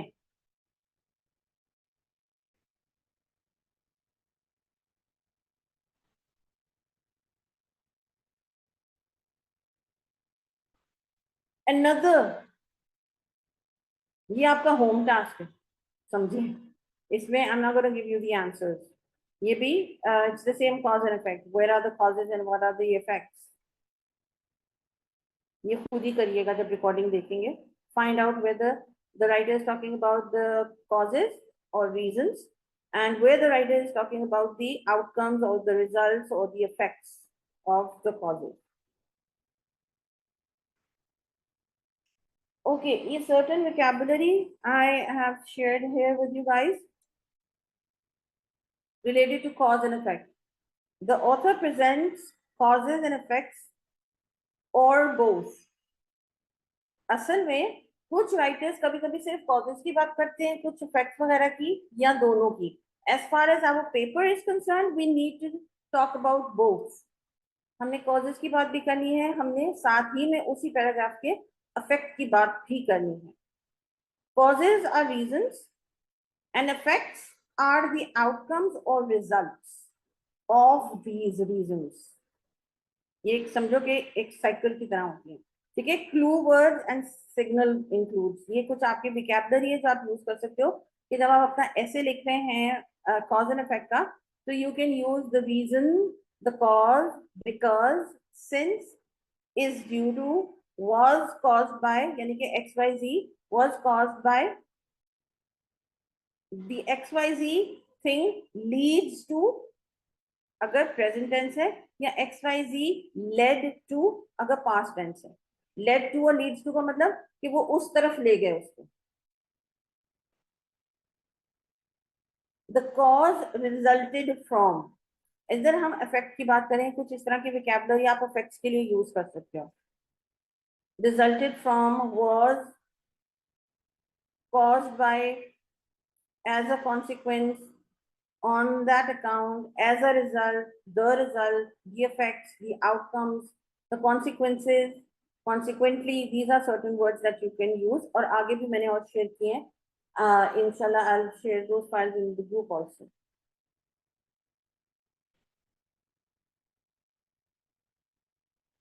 Oh, sorry।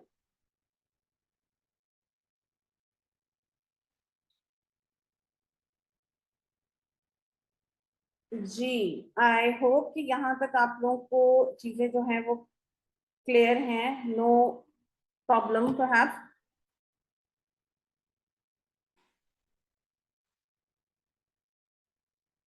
I hope कि ये जो cause and effect की things I have shared with you guys are clear,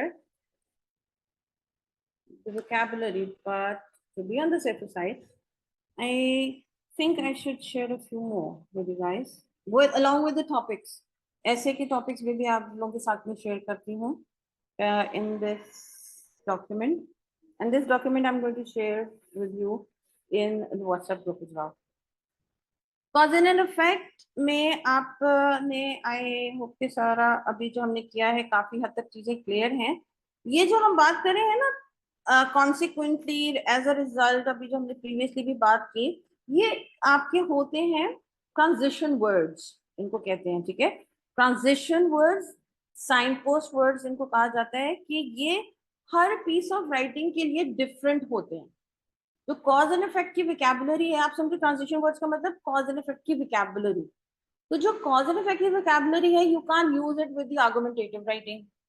जो आर्गुमेंटेटिव राइटिंग की विकैबुलरी है, स्पेसिफिक विकैबुलरी की मैं बात कर रही हूँ, that you can use with the compare and contrast piece of writing. Compare and contrast piece of writing की विकैबुलरी, जो सर्टेन विकैबुलरी है, आप वो problem solution piece of writing में यूज नहीं कर सकते। तो जहां हमारे स्ट्रक्चर डिफरेंट होते हैं, स्ट्रक्चर से मुराद कुछ कॉज एंड इफेक्ट हो सकता है, कभी आर्गुमेंटेटिव हो सकता है, कभी प्रॉब्लम सोल्यूशन हो सकती है, कभी कंपेयर एंड कंट्रास्ट हो सकता है, कभी डिस्कशन हो सकता है, कभी डिस्क्रिप्टिव राइटिंग हो सकती है, ठीक है। सो उन सारे डिफरेंट टाइप्स ऑफ स्ट्रक्चर के लिए हमें मेन विकैबुलरी डिफरेंट ही यूज करनी होती है। उसी से आइडिया हमारे रीडर को भी मिलता है, आसानी भी रीडर के लिए पैदा होती है कि हम डिफरेंट जब विकैबुलरी यूज करते हैं फॉर आवर डिफरेंट टेक्स्ट, तो उस विकैबुलरी को हम ट्रांजिशन वर्ड्स भी बोलते हैं। Those words are different for different text structure या डिफरेंट टेक्स्ट स्टाइल के लिए वो विकैबुलरी डिफरेंट होगी। कॉज एंड इफेक्ट वाली जैसे कि है, रिजल्ट है, कॉन्सिक्वेंटली है, एज अ रिजल्ट है, रिजल्टिंग इन है, आउटकम्स हैं, ये आप किसी और के लिए यूज नहीं कर सकते हो, ये सिर्फ कॉज एंड इफेक्ट के टेक्स्ट के लिए ही होगी। आई होप इट्स क्लियर।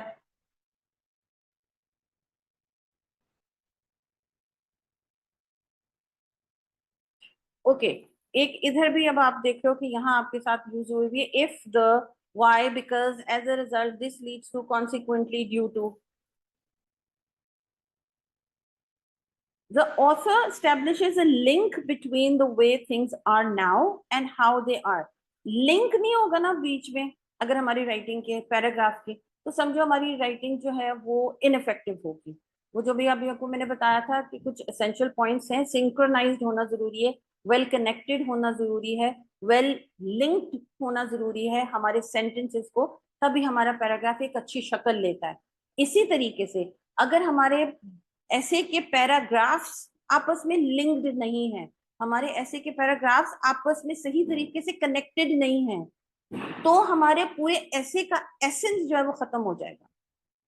ठीक है, पैराग्राफ्स के अंदर सेंटेंसेस का सही लिंकअप होना, सही कनेक्टेड होना बहुत जरूरी है।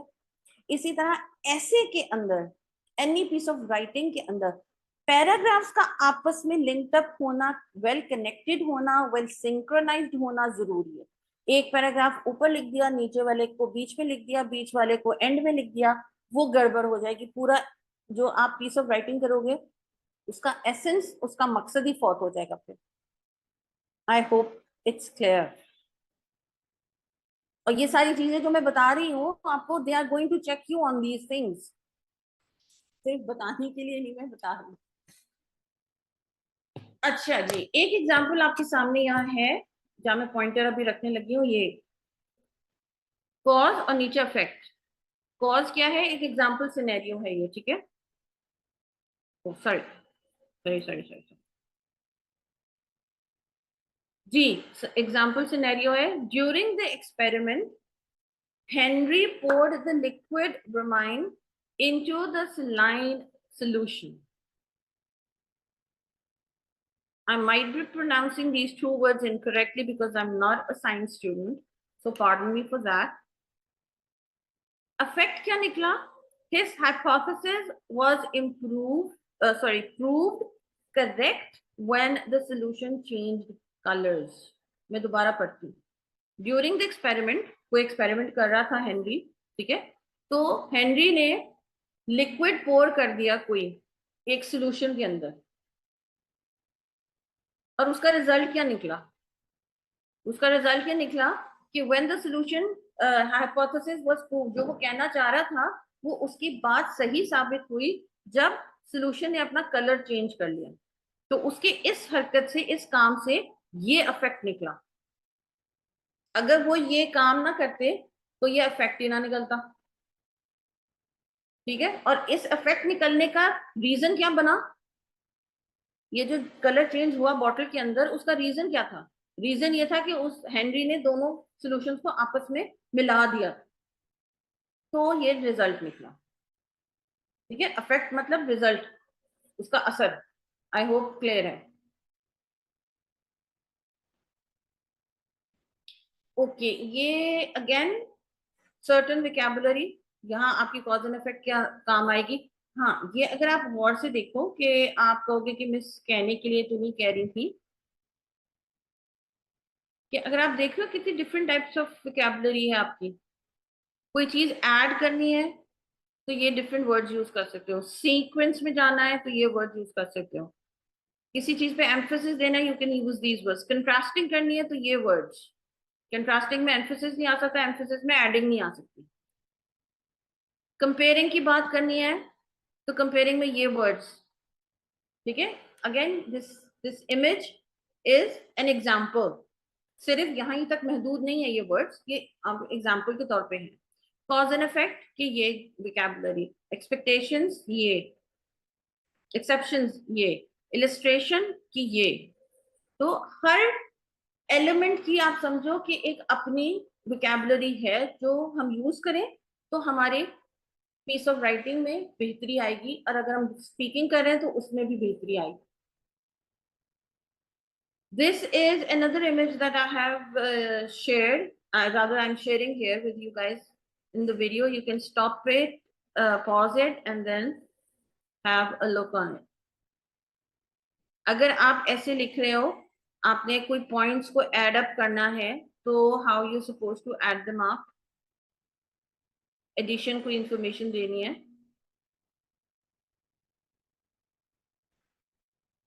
आई होप कि विजिबल है। कंट्रास्टिंग की बात करनी है तो इस तरह सेंटेंस को स्टार्ट कर सकते हैं। आप समझें ये सेंटेंस स्टार्टर्स हैं आपके लिए, to help you guys.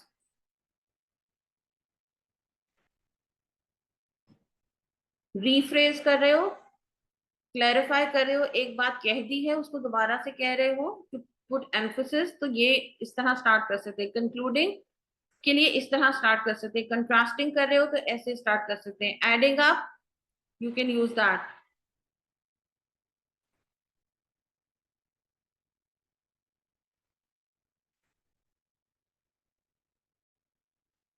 Okay, कुछ इमेज मैंने इसमें ऐसे राइटिंग के लिए भी आप लोगों के लिए यूज की हुई है for your help.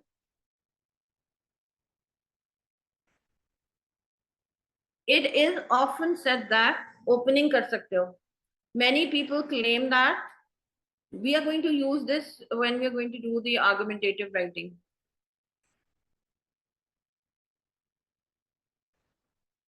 Introducing points, firstly, to start with, to begin with, in addition, furthermore, another factor to consider, यानी कि एक और बात पे ध्यान देने की जरूरत है।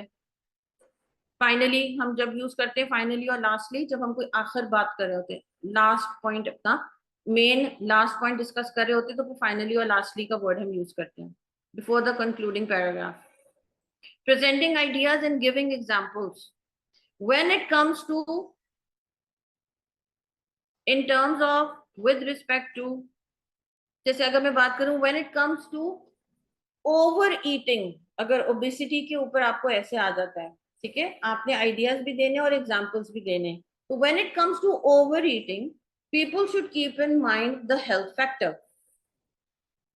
ये आपका सेंटेंस स्टार्ट हो सकता है इस तरीके से, या ऐसे भी स्टार्ट कर सकते हो, according to experts overeating can lead to obesity, यानी कि ज्यादा खाना खाना एक्सपर्ट्स कहते हैं आपको मोटापे की तरफ लेके जा सकता है।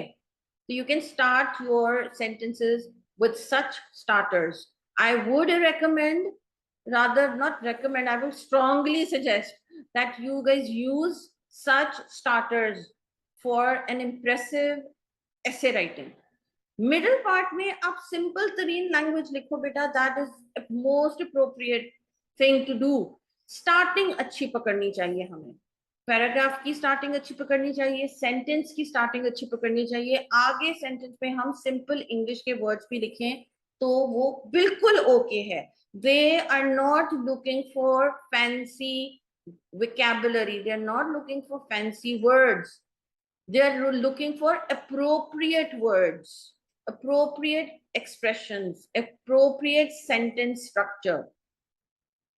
ये नहीं समझो कि मुझे अंग्रेजी मेरी कमजोर है, मुझे फैंसी वर्ड्स नहीं आते, मुझे अच्छे अच्छे वर्ड्स नहीं आते, तो मैं खुदा ना खास्ता पास नहीं कर सकता। नहीं, आप मिडिल पार्ट में अपना नॉर्मल इंग्लिश लिखिए, as long as, I repeat, as long as it's grammatically correct.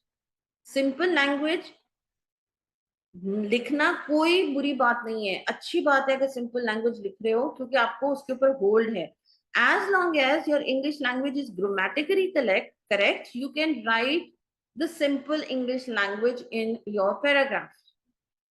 सिर्फ स्टार्टिंग अच्छी पकड़ लो, पैराग्राफ की भी और सेंटेंस की भी।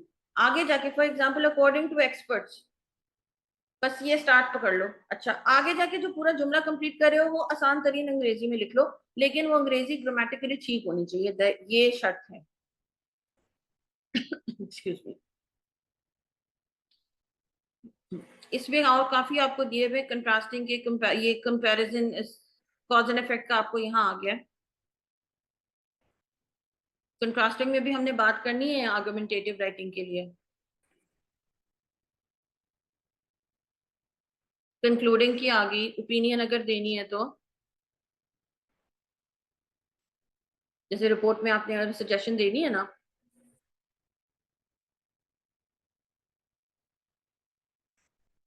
okay, if you guys were with me I would have done this exercise with you, anyhow let it be, okay।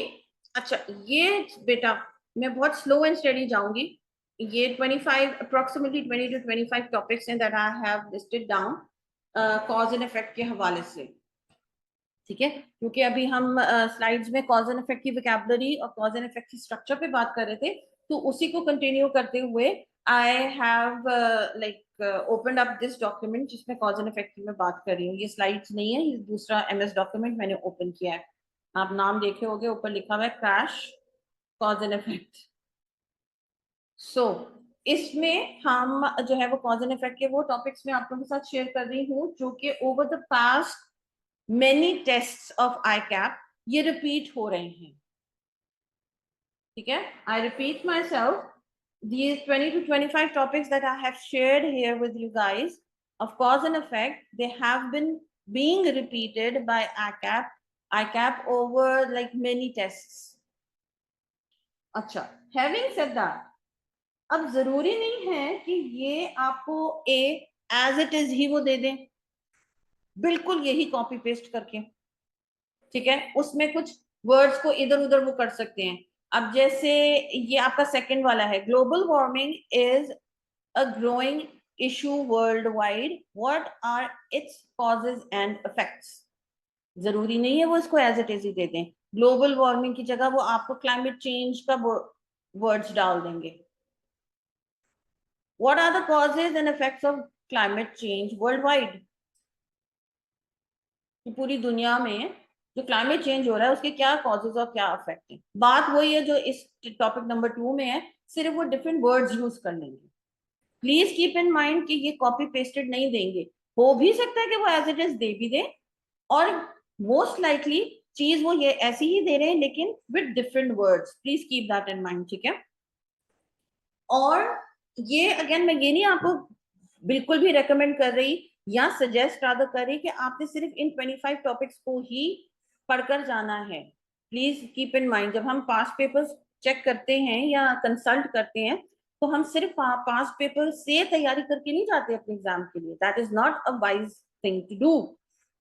हम सिर्फ उससे हेल्प लेते हैं, उसको अपनी एड बनाते हैं, उससे असिस्टेंस लेते हैं.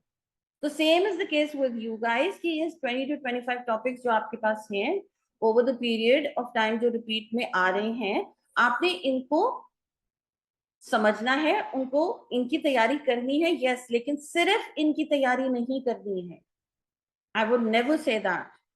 ये सिर्फ आपकी हेल्प के लिए है, आपकी गाइड के लिए, just like 5 years papers. Please keep this thing in mind कि मिस सादिया ने कहा कि ये 20 और 25 हैं, इनमें से ही कर लो. नो, ये रिपीट में आ रहे हैं, ज्यादा फेमस हैं आप कह लो, ठीक है. ये टॉपिक्स घुमा फिरा के आ रहे हैं, something like that, but I am not saying that only work on these topics. Please keep that in mind, okay. Okay, talking about the topic number 1, share the causes and effects of globalisation. अब इसको change करके ये भी हो सकता है कि what are the globalisation has increased in recent years, what are its causes and effects. Third वाला सेकंड अभी हम कर चुके हैं. What are the causes and effects of climate change. Write the causes and effects of inflation. Share the causes and effects of artificial intelligence. कि artificial intelligence आजकल के जमाने में बहुत ज्यादा मशहूर हो रही है, उसके क्या रीजंस हैं और उसके क्या इफेक्ट हो रहे हैं. What could be the causes and effects of child labour, जो बच्चों से काम कराते हैं ना. Share the causes and effect of sleep deprivation. आप देख रहे हैं जो टॉपिक्स हैं, कुछ आपके फुल स्टॉप के साथ है, एक नॉर्मल सेंटेंस स्टेटमेंट है यानी कि, और कुछ आपके क्वेश्चंस हैं, इंटरोगेटिव स्टेटमेंट है, और कुछ आपके डेक्लरेटिव स्टेटमेंट्स हैं. दोनों हो सकते हैं. स्लीप डेप्रिवेशन यानी कि स्लीपलेसनेस, नींद की कमी, कि क्या कॉजेज एंड इफेक्ट्स हैं. What are the causes and effects of unemployment, बेरोजगारी के क्या रीजंस और इफेक्ट्स हैं. What are the causes and effects of employees turnover, छोड़ के जाते हैं जो कंपनीज को, उसका क्या कॉज और क्या रीजन है. What are the impacts of deforestation,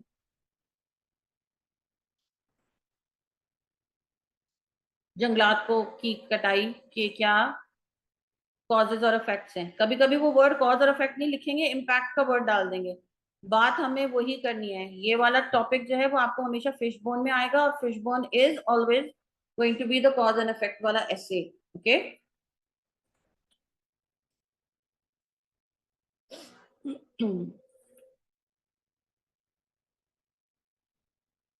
What are the causes and effects of health issues in rural areas? अच्छा, कभी कभी वो ये भी कर सकते हैं, इधर ही मैं एडिट कर रही हूँ. What are the causes of health issues in rural areas? Effects का वर्ड डालेंगे ही नहीं. ऐसी सिचुएशन में प्लीज ये नहीं समझिएगा कि आपने इफेक्ट्स लिखने ही नहीं हैं। कॉमन सेंस की बात है कि कॉज और इफेक्ट इकट्ठे मेंशन करने हैं, क्योंकि अभी मैंने आपको थोड़ी देर पहले बताया था कि ICAP is looking for both cause and effect. अगर उन्होंने किसी वजह से लव इफेक्ट नहीं डाला तो इसका मतलब ये नहीं कि हमने इफेक्ट्स नहीं लिखने हैं। कभी कभी वो ये भी कर सकते हैं, what are the effects of health issues in rural areas. यहाँ वर्ड कॉज नहीं डाला उन्होंने, तो इसका क्या मतलब है हम कॉज नहीं लिखेंगे? No, we are going to write the causes and then we are going to write the effects. तो प्लीज कीप इन माइंड कि दोनों लफ्जों का होना आपके टॉपिक में जरूरी नहीं है। अगर एक भी है तो दूसरा हमने खुद लिखना है। I hope it's clear. Share the impact of obesity. Word impact आ गया यहाँ, मतलब कॉज एंड इफेक्ट ही बताने हैं आपने मोटापे के। ओबेसिटी मींस मोटापा। And what are the causes and effects of obesity in children. ये दो अलग अलग हैं, प्लीज कीप इन माइंड। यहाँ वो पूछ रहे हैं बच्चों के मोटापे के रीजंस, ओवरऑल मोटापे के रीजंस नहीं। जनरलाइज नहीं करना है, यहाँ आपने स्पेसिफिक होना है। उन्होंने आपको टारगेट ऑडियंस दे दी कि हम बच्चों के बारे में बात कर रहे हैं। Yes we are talking about मोटापा, yes we are talking about being overweight, yes we are talking about obesity, but बच्चों की। So then our entire essay is going to be related with the obesity, with the children over being overweight. और इधर बात हो रही है मोटापे की as a whole, as a generally मोटापा के क्या रीजन और कॉजेज हो सकते हैं। ठीक है, उसमें आप बच्चों को, बूढ़ों को, बड़ों को, औरतों को, सबको लेके आ सकते हो। इधर मगर हमने सिर्फ बच्चों को केटर करना है, please keep that in mind. मैं बार बार आपको ये चीज कह रही हूँ, कहूंगी और लास्ट लेक्चर तक ही कहती रहूंगी कि आपने टॉपिक्स को बहुत ध्यान से पढ़ना है। चाहे वो लेटर का टॉपिक है, चाहे वो आपका ईमेल का टॉपिक है, चाहे वो मेमो का टॉपिक है, चाहे वो रिपोर्ट का टॉपिक है, चाहे वो आपका ऐसे का टॉपिक है। आपको 100% श्योरिटी होनी चाहिए, I have understood the topic, I know what the topic is about, I know what I am supposed to do with the topic. बहुत ध्यान से, बेध्यानी से बिल्कुल टॉपिक नहीं पढ़ना। अभी आपने देखा ना रिपोर्ट, मेमो रिपोर्ट का टॉपिक कितना बड़ा था। सिनेरियो क्रिएट किया था उन्होंने पहले कामरान साहब का, और फिर बताया था कि कामरान साहब ने करना क्या है। तो अगर हम ध्यान से नहीं पढ़ेंगे, समझेंगे नहीं, तो फिर हमारी रिपोर्ट राइटिंग या लेटर राइटिंग या ऐसे राइटिंग कॉम्प्रोमाइज हो सकती है बेटा। Okay, next 14, what could be the possible causes and their effects of fear of exams. What are the causes of street begging? Impacts of distant learning. Write the possible causes and effects of water shortage in Pakistan. अब यहाँ वो specific Pakistan के बारे में बात कर रहे हैं कि पाकिस्तान में पानी की कमी की या किल्लत की क्या रीजंस हैं और क्या इफेक्ट्स हैं। तो हमने पाकिस्तान स्पेसिफिक होकर इस ऐसे का इस ऐसे को लिखना होगा। ग्लोबली बात नहीं की उन्होंने, दुनिया की बात नहीं की, वो स्पेसिफिक होगा, पाकिस्तान की बात करें। अब अगर हम नेक्स्ट पर आते हैं, what are the causes and effects of global water shortage. अब इधर उन्होंने ग्लोबल की बात कर दी है, पूरी दुनिया में जो पानी की कमी चल रही है उनकी क्या वजूहात और असरात हैं। ऊपर वाले पे they were specific for Pakistan, तो you need to keep that in mind कि यस मेन टॉपिक दोनों का क्या है, 17 और 18 का मेन टॉपिक वाटर शॉर्टेज ही है, लेकिन एक है पाकिस्तान से स्पेसिफिक, एक है ग्लोबल। तो हमने इस हिसाब से इस वाले पे हम सिर्फ पाकिस्तान की बात नहीं कर सकते और ऊपर वाले पर हम पाकिस्तान को इग्नोर करके जर्नलाइज बात नहीं कर सकते। Please please please keep that in mind. What could be the causes and effects of road accidents. Again ये पूरी दुनिया से रिलेटेड बात करें, पाकिस्तान स्पेसिफिक नहीं है, योर सोसाइटी स्पेसिफिक नहीं है, लाहौर, बलूचिस्तान, कराची, सिंध स्पेसिफिक नहीं है। Generally, they are talking about road accidents. It could be in America, it could be in UK, it could be in Pakistan. Okay, share the causes and effects of barriers to effective communication. Barriers मतलब रुकावटें, hurdles, obstacles. क्या reasons हैं और उसके effects क्या होते हैं जब हम effectively communicate नहीं कर सकते हैं? क्या barriers होते हैं? लैंग्वेज बैरियर्स हैं, आपके फिजिकल बैरियर्स हैं, so on and so fourth. तो उनका क्या प्रॉब्लम क्रिएट होता है जब हम इफेक्टिव कम्युनिकेशन नहीं कर सकते हैं। तो write the possible causes and effects of air pollution, ये काफी आता है एयर पोल्यूशन का। Excuse me. What are the causes of illiteracy, यहाँ से कॉजेज का वर्ड है, यानी कि हमने इफेक्ट्स भी डालने हैं। अनपढ़ होने का क्या कॉजेज और इफेक्ट्स हैं। What are the effects of overcrowding in cities, या what are the effects of overcrowded cities, ये भी हो सकता है। क्या रीजंस हैं कि शहर जो है वो ओवर क्राउडेड है, और ओवर क्राउडेड होने की वजह से क्या इफेक्ट्स हो रहे हैं शहरियों पर और शहर पर। What are the causes of credit card date,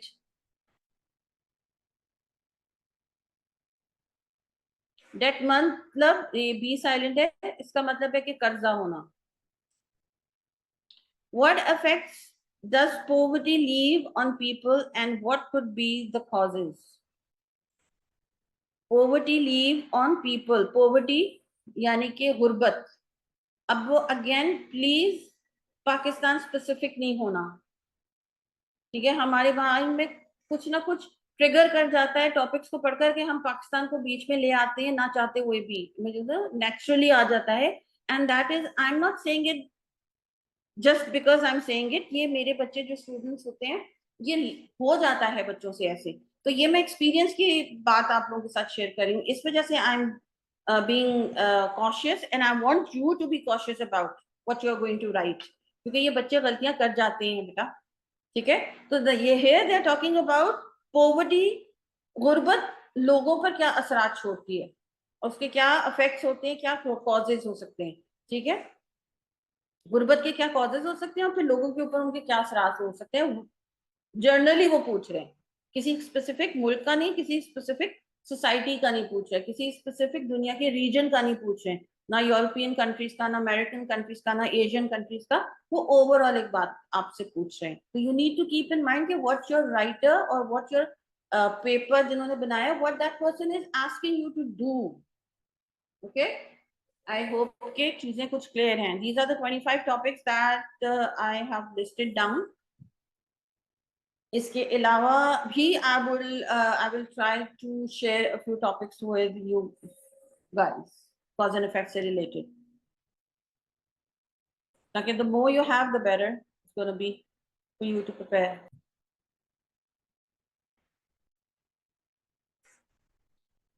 जी, हम बात कर रहे थे पैराग्राफिंग की, टेक्स्ट की, कॉज एंड इफेक्ट की टॉपिक्स अभी मैंने आप लोगों के साथ शेयर किया। Before I and day, today's session and today's lecture, मैं एक चीज आप लोगों के साथ शेयर करना ये चाहूंगी, ऑलरेडी आप लोगों को पता होगा, इट इज दैट कि आपका ये रिवीजन सेशन है, क्रैश कोर्स है, सब चीजें आप लोगों को माशाल्लाह माशाल्लाह पता है, it is that you just doing the revision.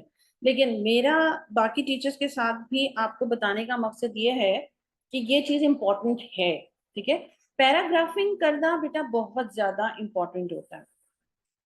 कोई भी पीस ऑफ राइटिंग अगर आप कर रहे हो और वो आपने स्टार्ट पकड़ा है और एंड तक आपने पेपर भर दिया है और आपने पैराग्राफ में डिवाइड नहीं किया अपनी पीस ऑफ राइटिंग को, तो that is a big no, ठीक है। पैराग्राफिंग जो है एक टर्म है जो एजुकेशनली यूज होती है, तो उसका रीजन है पैराग्राफ बनाना। आप कहोगे मिस मैंने पूरा पेज भर दिया है, वो मेरा एक पैराग्राफ है, तो और उसके अंदर मैंने पूरा ऐसे भी लिख दिया है। तो how can you write an essay in one paragraph? Any piece of writing has to be divided. I repeat, it has to be divided into three main parts, जिसमें आपका स्टार्टिंग, आपका मिडिल पार्ट, आपका end part. कोई भी piece of writing, for that matter कोई भी piece of communication, अगर हम बोलते भी हैं, अभी देखो हमने स्टार्ट किया, मैंने इंट्रोड्यूस कराया कि आज हम क्या क्या करने वाले हैं, अभी हम एंड की तरफ जा रहे हैं, तो मैं आप लोगों को बताऊंगी कि बेटा अभी हम लोग ने ये कर लिया है और कल हम क्या करेंगे। ये हमारा स्टार्टिंग और एंड हो गया। और मिडिल में जो हमने 2 घंटे की क्लास ली, हमने उसी चीजों के ऊपर बातें की जो मैंने स्टार्ट में आप लोगों को बताई थी कि हम ये करने वाले हैं। तो हमारा आज का लेक्चर भी 3 हिस्सों में डिवाइड हुआ, अगर टेक्निकली देखा जाए तो। स्टार्टिंग थी, मिडिल था जो बहुत लंबा था, ऑब्वियसली मिडिल पार्ट लंबे होते हैं, और हमारी एंडिंग जो कि शॉर्ट होगी, अभी जो मैं करूंगी आगे आपको ये कह के कि बेटा चलें आज की क्लास को हम कंक्लूड करते हैं। तो आपकी कोई भी पीस ऑफ कम्युनिकेशन जो है, मे इट बी रिटन और ओरल और otherwise, it has to be divided into 3 sections. एक तो बात ये होगी।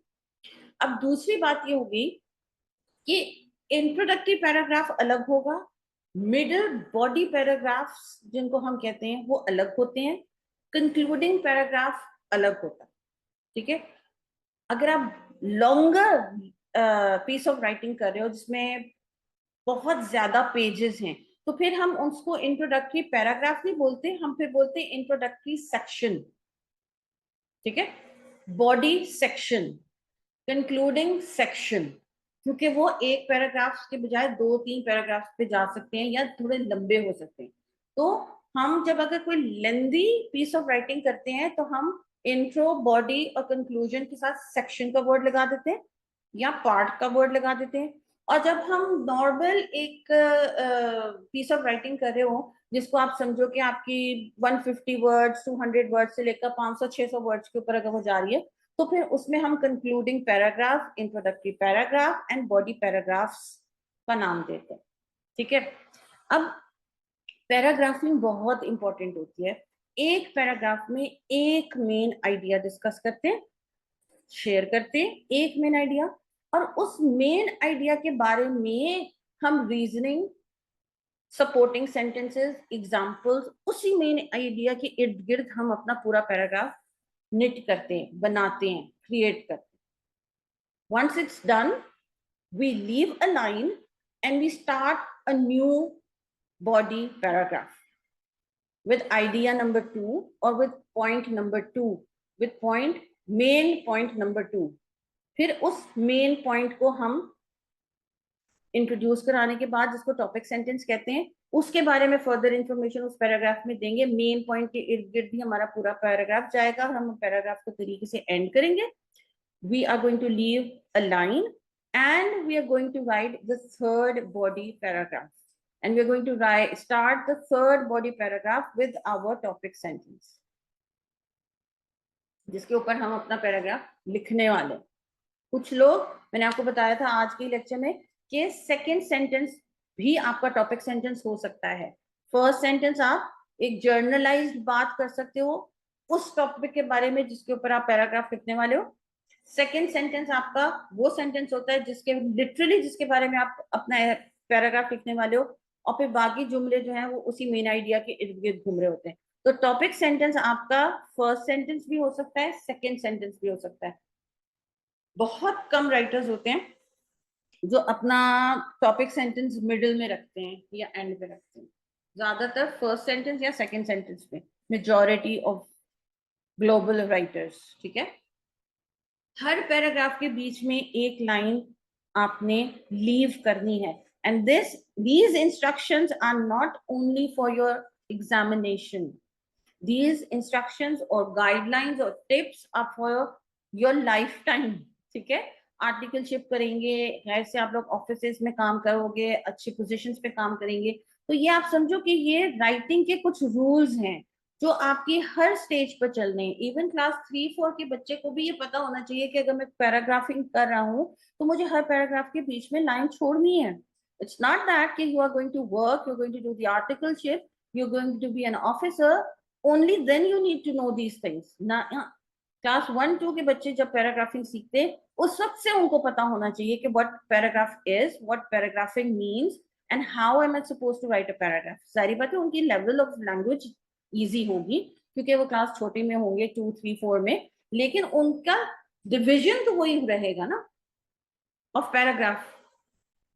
ठीक है, ओके, इस ही नोट पर हम क्लास को आज की एंड करते हैं कि आज हमने जो है वो मेमो रिपोर्ट के ऊपर काम किया, आज हमने पैराग्राफिंग के ऊपर काम किया, and I have shared cause and effect pattern with you guys. cause and effect की vocabulary with you guys and cause and effect के topics with you guys. So I hope कि ये सारा कुछ sum up होके it had made a lot of sense to you guys. Inshallah next class में आप लोगों से मुलाकात होती है. See you then. All the very best and keep working hard. Allah Hafiz.